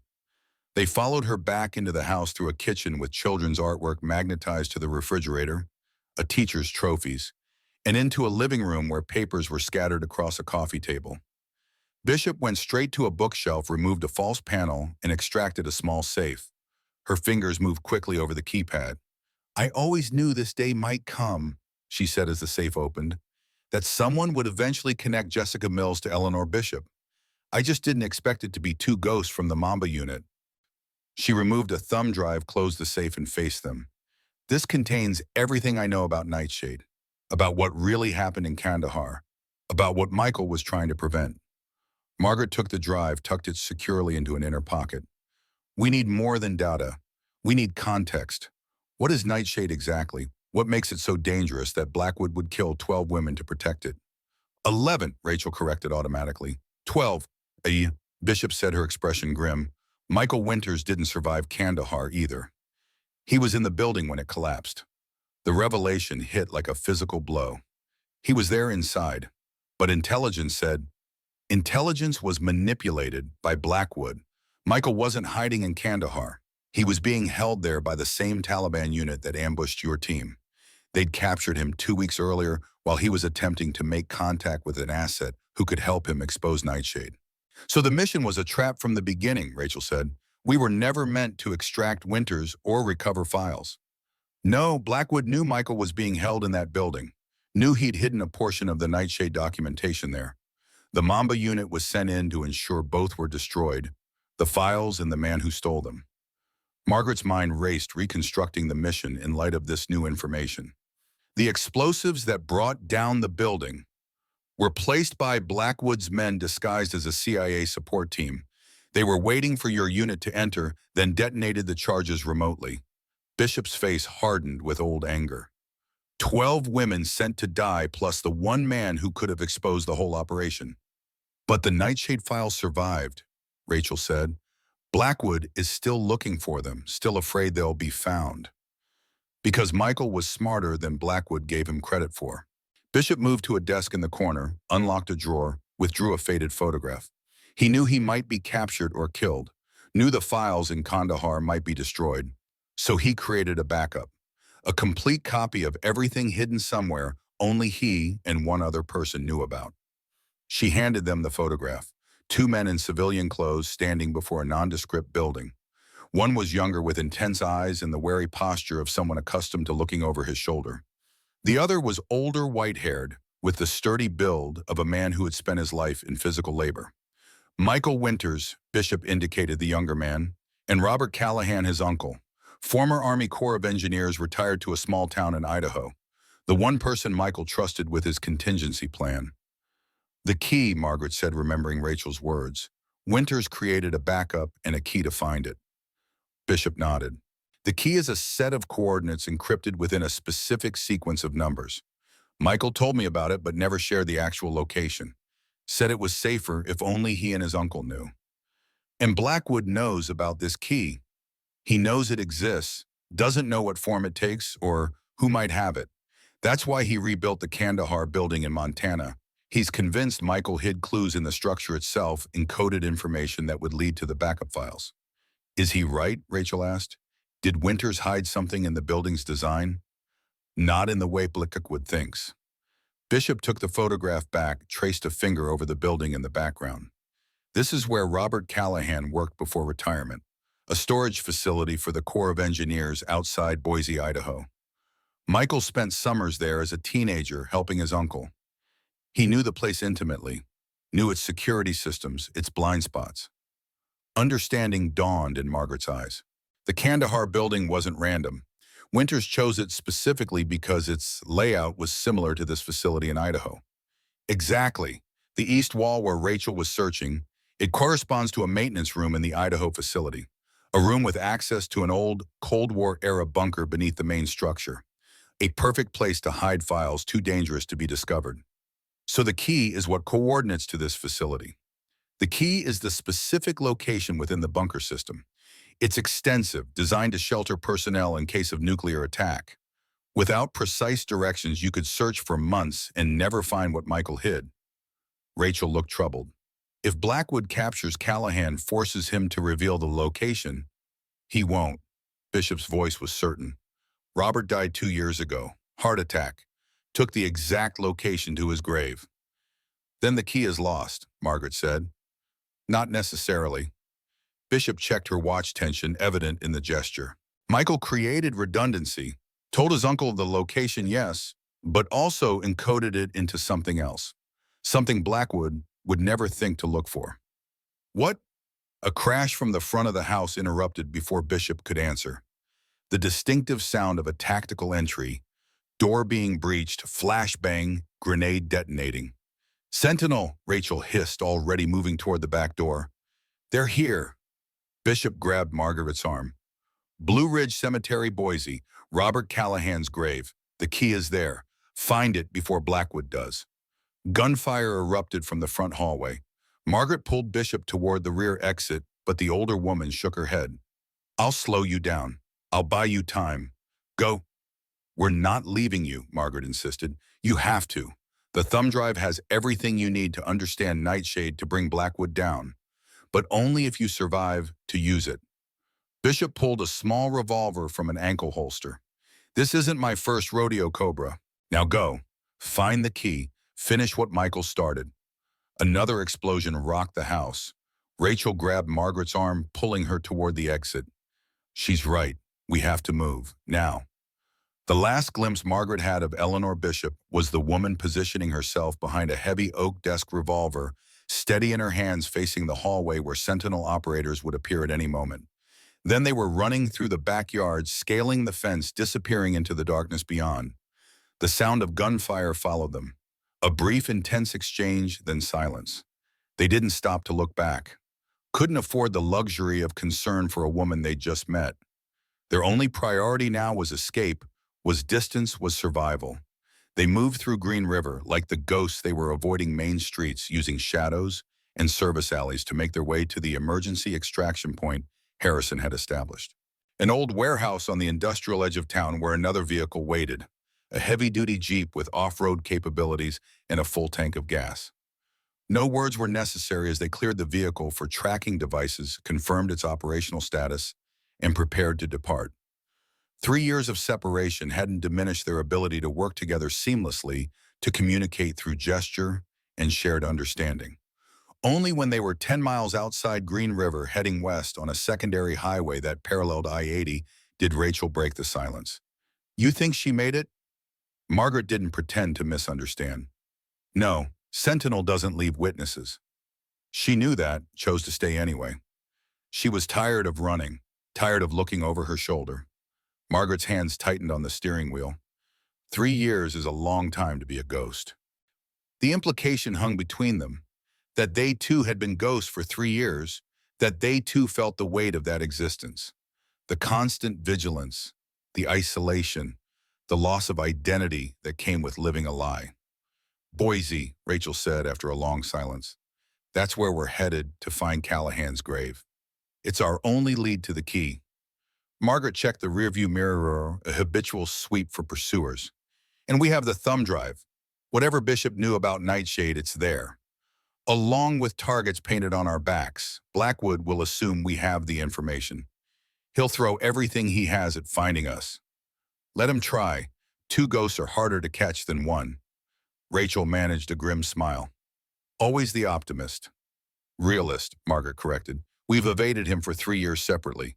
Together with what we know now, we have a fighting chance. The Wyoming night enfolded them, stars scattered across the vastness like silent witnesses to their journey. Somewhere behind them, Sentinel operatives were securing Green River, searching for traces of their passage. Somewhere ahead, Boise waited with its cemetery and the secret buried with Robert Callahan. And somewhere beyond that, if they survived, if they found the key, if they located the Nightshade files, justice waited. For their sisters, for Michael Winters, for themselves.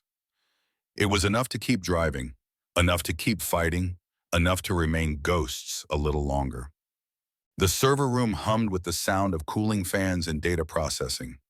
General Lawrence Blackwood stood before a wall of monitors, hands clasped behind his back, posture still military perfect despite his transition to civilian life.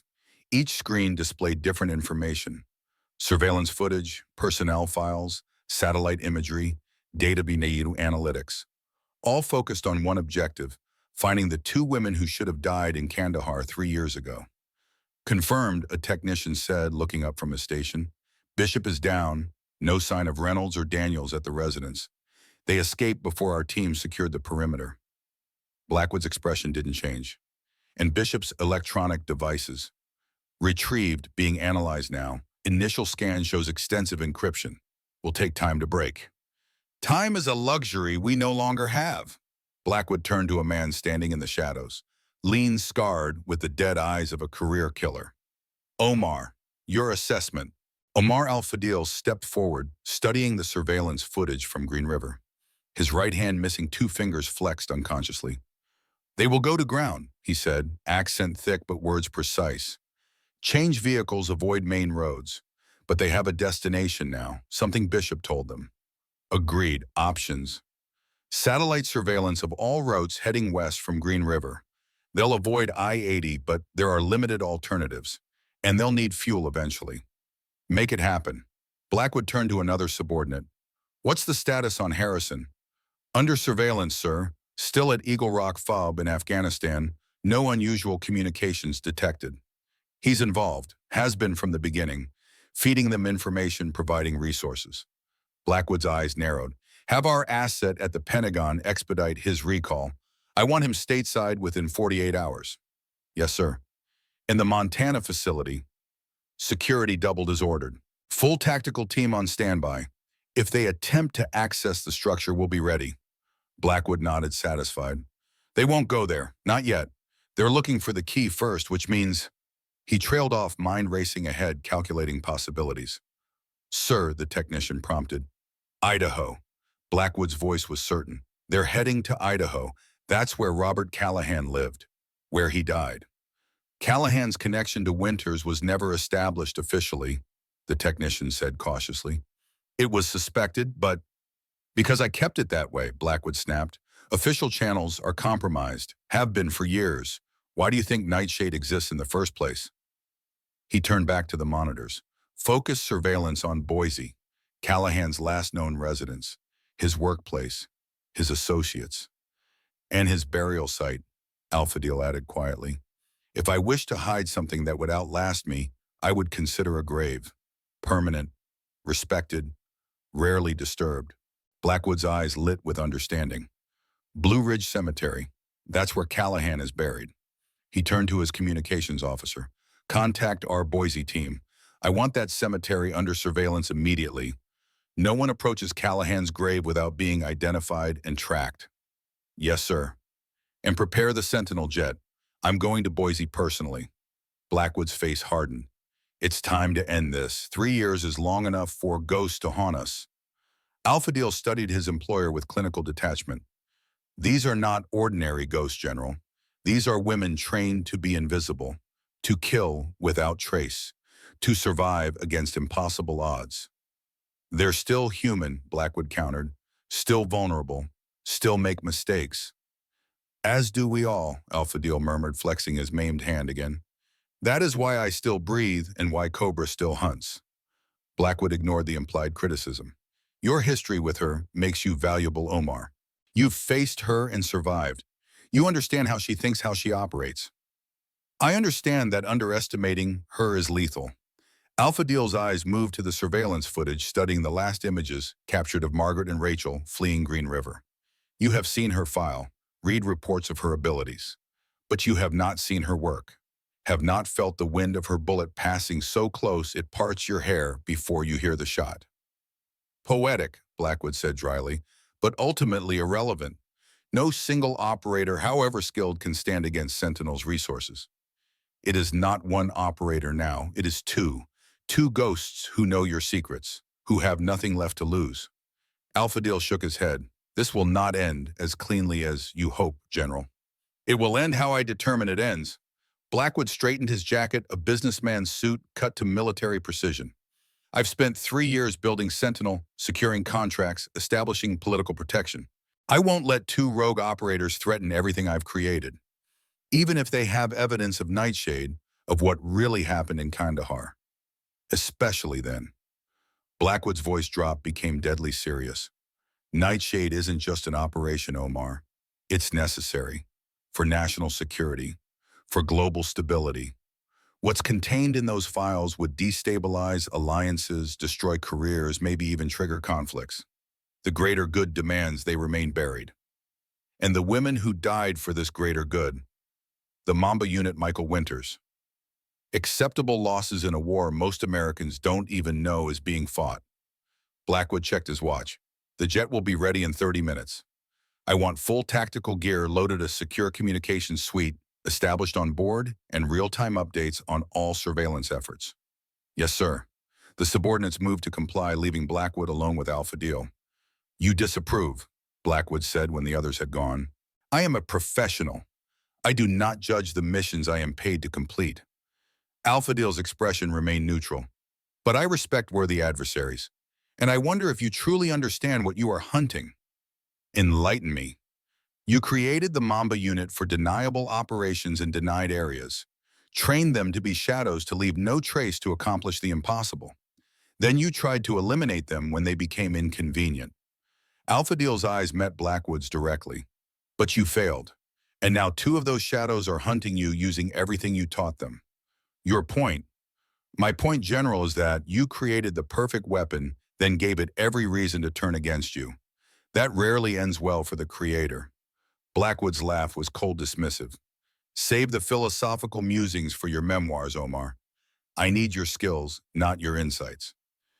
"As you wish." Alpha Deal inclined his head slightly. "I will prepare for Boise." As the mercenary left, Blackwood turned back to the monitors, to the endless stream of data tracking the ghosts he'd created and failed to eliminate. His reflections stared back at him from the darkened portions of the screens. A man who'd spent decades in the shadows conducting operations no one could know about, making decisions that shaped world events from behind closed doors. He'd sacrificed much for what he believed was necessary. Friends, colleagues, principles. The Mamba unit had been just one more sacrifice on that altar of necessity. A regrettable one, perhaps, but unavoidable, given what was at stake. Now two survivors threatened everything. Two ghosts with the potential to expose Nightshade, to bring down not just Blackwood, but dozens of others in positions of power. Military leaders, intelligence directors, elected officials who'd authorize operations beyond the bounds of law or morality.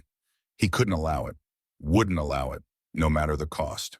"Find them," he murmured to the empty room, to the faceless operators monitoring communications and surveillance feeds. "Find them and end this, permanently." The miles between Green River and Boise passed in a blur of tension and vigilance.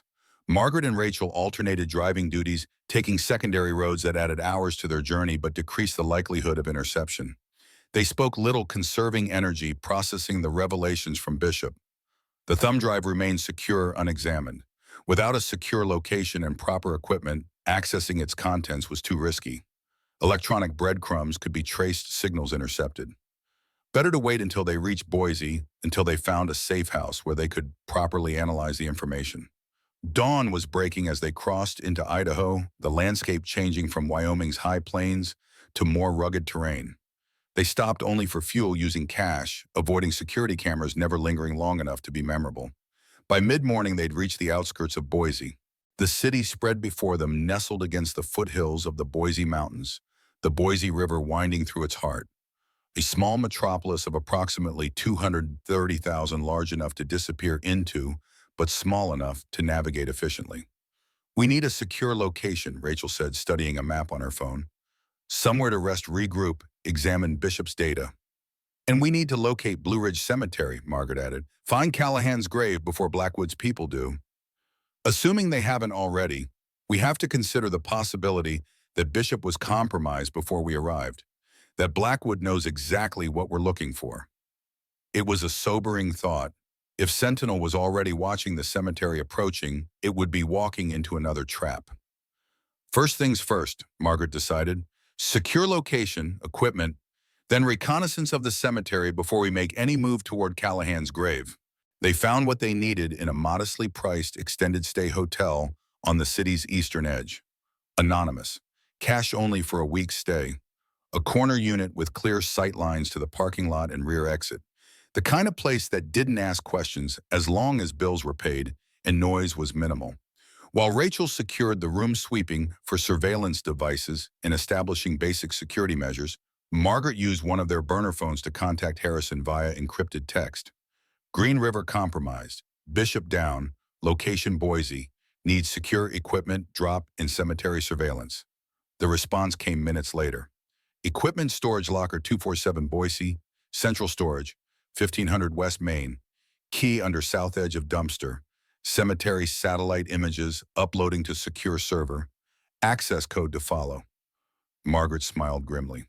Harrison continued to demonstrate why he'd risen to colonel, anticipating needs, preparing contingencies, supporting his operators without micromanagement. She'd miss him when this was over, if she survived. By noon, they had established their temporary base of operations. The hotel room's tables were covered with maps of Boise printouts of Blue Ridge Cemetery's layout and surveillance equipment retrieved from the storage locker Harrison had prepared. Laptops with enhanced security features, communications devices, even basic tactical gear. Most importantly, they now had a secure system to examine Bishop's thumb drive. "Ready?" Rachel asked, holding the drive poised at the laptop's USB port. Margaret nodded, tension coiling in her stomach. Whatever was on that drive had cost Eleanor Bishop her life, had arguably cost their entire unit, Michael Winters, countless others touched by Nightshade over the years. The weight of that responsibility settled across her shoulders as Rachel inserted the drive and began the decryption process. The files opened to reveal a meticulously organized archive: operation reports, financial records, personnel files, communications transcripts, 2 decades of black operations conducted outside official channels, beyond congressional oversight, without legal authorization. "My God," Rachel whispered as they scrolled through the documents. Political assassinations, election interference, arms deals with terrorist groups. Blackwood wasn't just running unauthorized operations. He was conducting shadow foreign policy. With high-level approval, Margaret noted, indicating signatures on authorization documents. Directors of intelligence agencies, military commanders, cabinet members. This would bring down administrations, destroy careers, maybe even trigger international incidents. Now we understand why Blackwood is willing to kill to keep it hidden, why he sent the Mamba unit to die in Kandahar. They continued through the files, focusing on those related to Kandahar, to Michael Winters, to the backup files they were seeking. A document near the end caught Margaret's attention. A personal journal Winters had kept, detailing his growing concerns about Nightshade, his decision to create an insurance policy, his plan for hiding the evidence. She read aloud the final entry: "Arhaz agreed to help, knows the risks, but believes, as I do, that some lines can't be crossed even in the name of national security. The complete archives will be secured at the location we've discussed. Only he knows the exact coordinates within the facility. I've created redundancy in case either of us is compromised. The coordinates are encoded in the one place Blackwood would never think to look, yet visible to anyone who knows where to seek them. May God forgive what I've done in Nightshade's name. History certainly won't." "The grave," Rachel said. "Callahan's grave, that's where Winters hid the coordinates. But what form would they take?" They studied the cemetery information Harrison had provided: layout maps, recent satellite imagery records of Robert Callahan's burial. The grave was located in the southeast quadrant, a simple plot with a standard headstone. Nothing in the official records indicated anything unusual about the site. "Wait," Rachel said, suddenly zooming in on the satellite image. "Look at the headstone design." Margaret leaned closer. The resolution wasn't perfect, but the stone appeared to have a decorative border of some kind, a pattern that might be significant to someone who knew what they were looking for. "We need to see it in person," she decided, "but we need to assume Blackwood has reached the same conclusion we have, that the cemetery is being watched." "So we watch the watchers first," Rachel said. "Identify Sentinel's surveillance positions, determine their patterns, then find a way to approach the grave undetected." Margaret nodded. "Standard counter-surveillance operation. Just like Prague." The reference brought a ghost of a smile to Rachel's face. Prague had been one of the Mamba unit's most successful missions, infiltrating a heavily guarded embassy to extract a defecting intelligence officer. They'd spent 3 days mapping security patterns before making their move. 3 days of patience, of meticulous observation, of planning for every contingency. They didn't have 3 days now. Blackwood would be moving quickly, bringing resources to bear, tightening the net around Boise and Blue Ridge Cemetery specifically. "We go tonight," Margaret decided. "Reconnaissance of the cemetery perimeter. Identify Sentinel positions. Evaluate approach options. And if the cemetery is too well guarded, if there's no safe approach, then we create a diversion. Draw their attention elsewhere while one of us accesses the grave." Rachel studied her friend's face, seeing the determination there, the unwavering focus that had made Cobra legendary even within their elite unit. Just like old times, she said softly. Almost. Margaret's expression softened momentarily. In the old times, we had 10 more sisters watching our backs. They're still with us, Rachel said, in everything we do, in every mission we complete, in every shot we take. And they'll be with us when we bring Blackwood down, when we expose Nightshade, when we finally get justice for Kandahar. Outside, the Idaho sun began its westward descent, shadows lengthening across Boise. Within hours, darkness would provide the cover they needed to begin reconnaissance of the cemetery, to take the first steps toward the key that would unlock the complete Nightshade archives, to move one step closer to ending their time as ghosts. Margaret checked her watch, calculated timing, began mental preparations for the night's operation. Part of her, the part trained for survival, for caution, for contingencies, whispered that this was too easy, that Blackwood would anticipate their moves, would be waiting, would have planned for every approach they might attempt. But another part, the part that had kept her in mind through Kandahar, through 3 years of hiding, through countless operations before that, reminded her that she wasn't just any operative. She was Cobra, one of the most lethal specialists ever produced by the American intelligence community. And now she had Viper at her side again, doubling their effectiveness, their lethalness, their chance of success. 2 ghosts against Blackwood's private army, against a man who'd built a career on eliminating problems permanently, against a system designed to operate in shadows and eliminate threats without trace. The odds weren't good. But ghosts didn't need good odds. They just needed to remain unseen until the moment they struck. And strike they would. For their fallen sisters. For Michael Winters. For themselves. For justice long delayed but finally within reach. Night fell over Boise. And in the darkness, 2 ghosts prepared to hunt. Some stories don't need definitive endings. Some battles continue long after the cameras stop rolling, fought in shadows by those who understand that true justice rarely makes headlines. We may never know if Margaret and Rachel found the key at Blue Ridge Cemetery, if they recovered the Nightshade files, if they brought Blackwood and his powerful allies to justice. Perhaps they succeeded. Perhaps they fell to Sentinel's forces that night. Or perhaps they're still out there, 2 ghosts moving through America's forgotten corners, carrying the truth that powerful men would kill to keep hidden. What matters is that they refuse to stay buried, refuse to let the deaths of their sisters fade into classified oblivion, refuse to accept that some secrets are too dangerous to expose. For the men and women who've worn the uniform, who've followed orders without question, who've carried burdens civilians will never understand. This story might feel uncomfortably familiar. The line between necessary secrecy and dangerous conspiracy has always been razor thin. If you've served, if you've lost brothers or sisters in conflicts that never made the evening news, if you've ever wondered about the real reasons behind the missions you were sent to complete, maybe you understand why some ghosts refuse to rest. And maybe, just maybe, there's a ghost watching over you too. Sleep well, America. And remember, not all heroes wear uniforms anymore. Some wear shadows. Some carry the truth. And some wait for the perfect moment to restore the balance that was lost. If this story resonated with you, share your thoughts in the comments below. And for more stories that explore the shadows of our nation's history, subscribe and hit the notification bell. Some tales need to be told, even when they're uncomfortable to hear.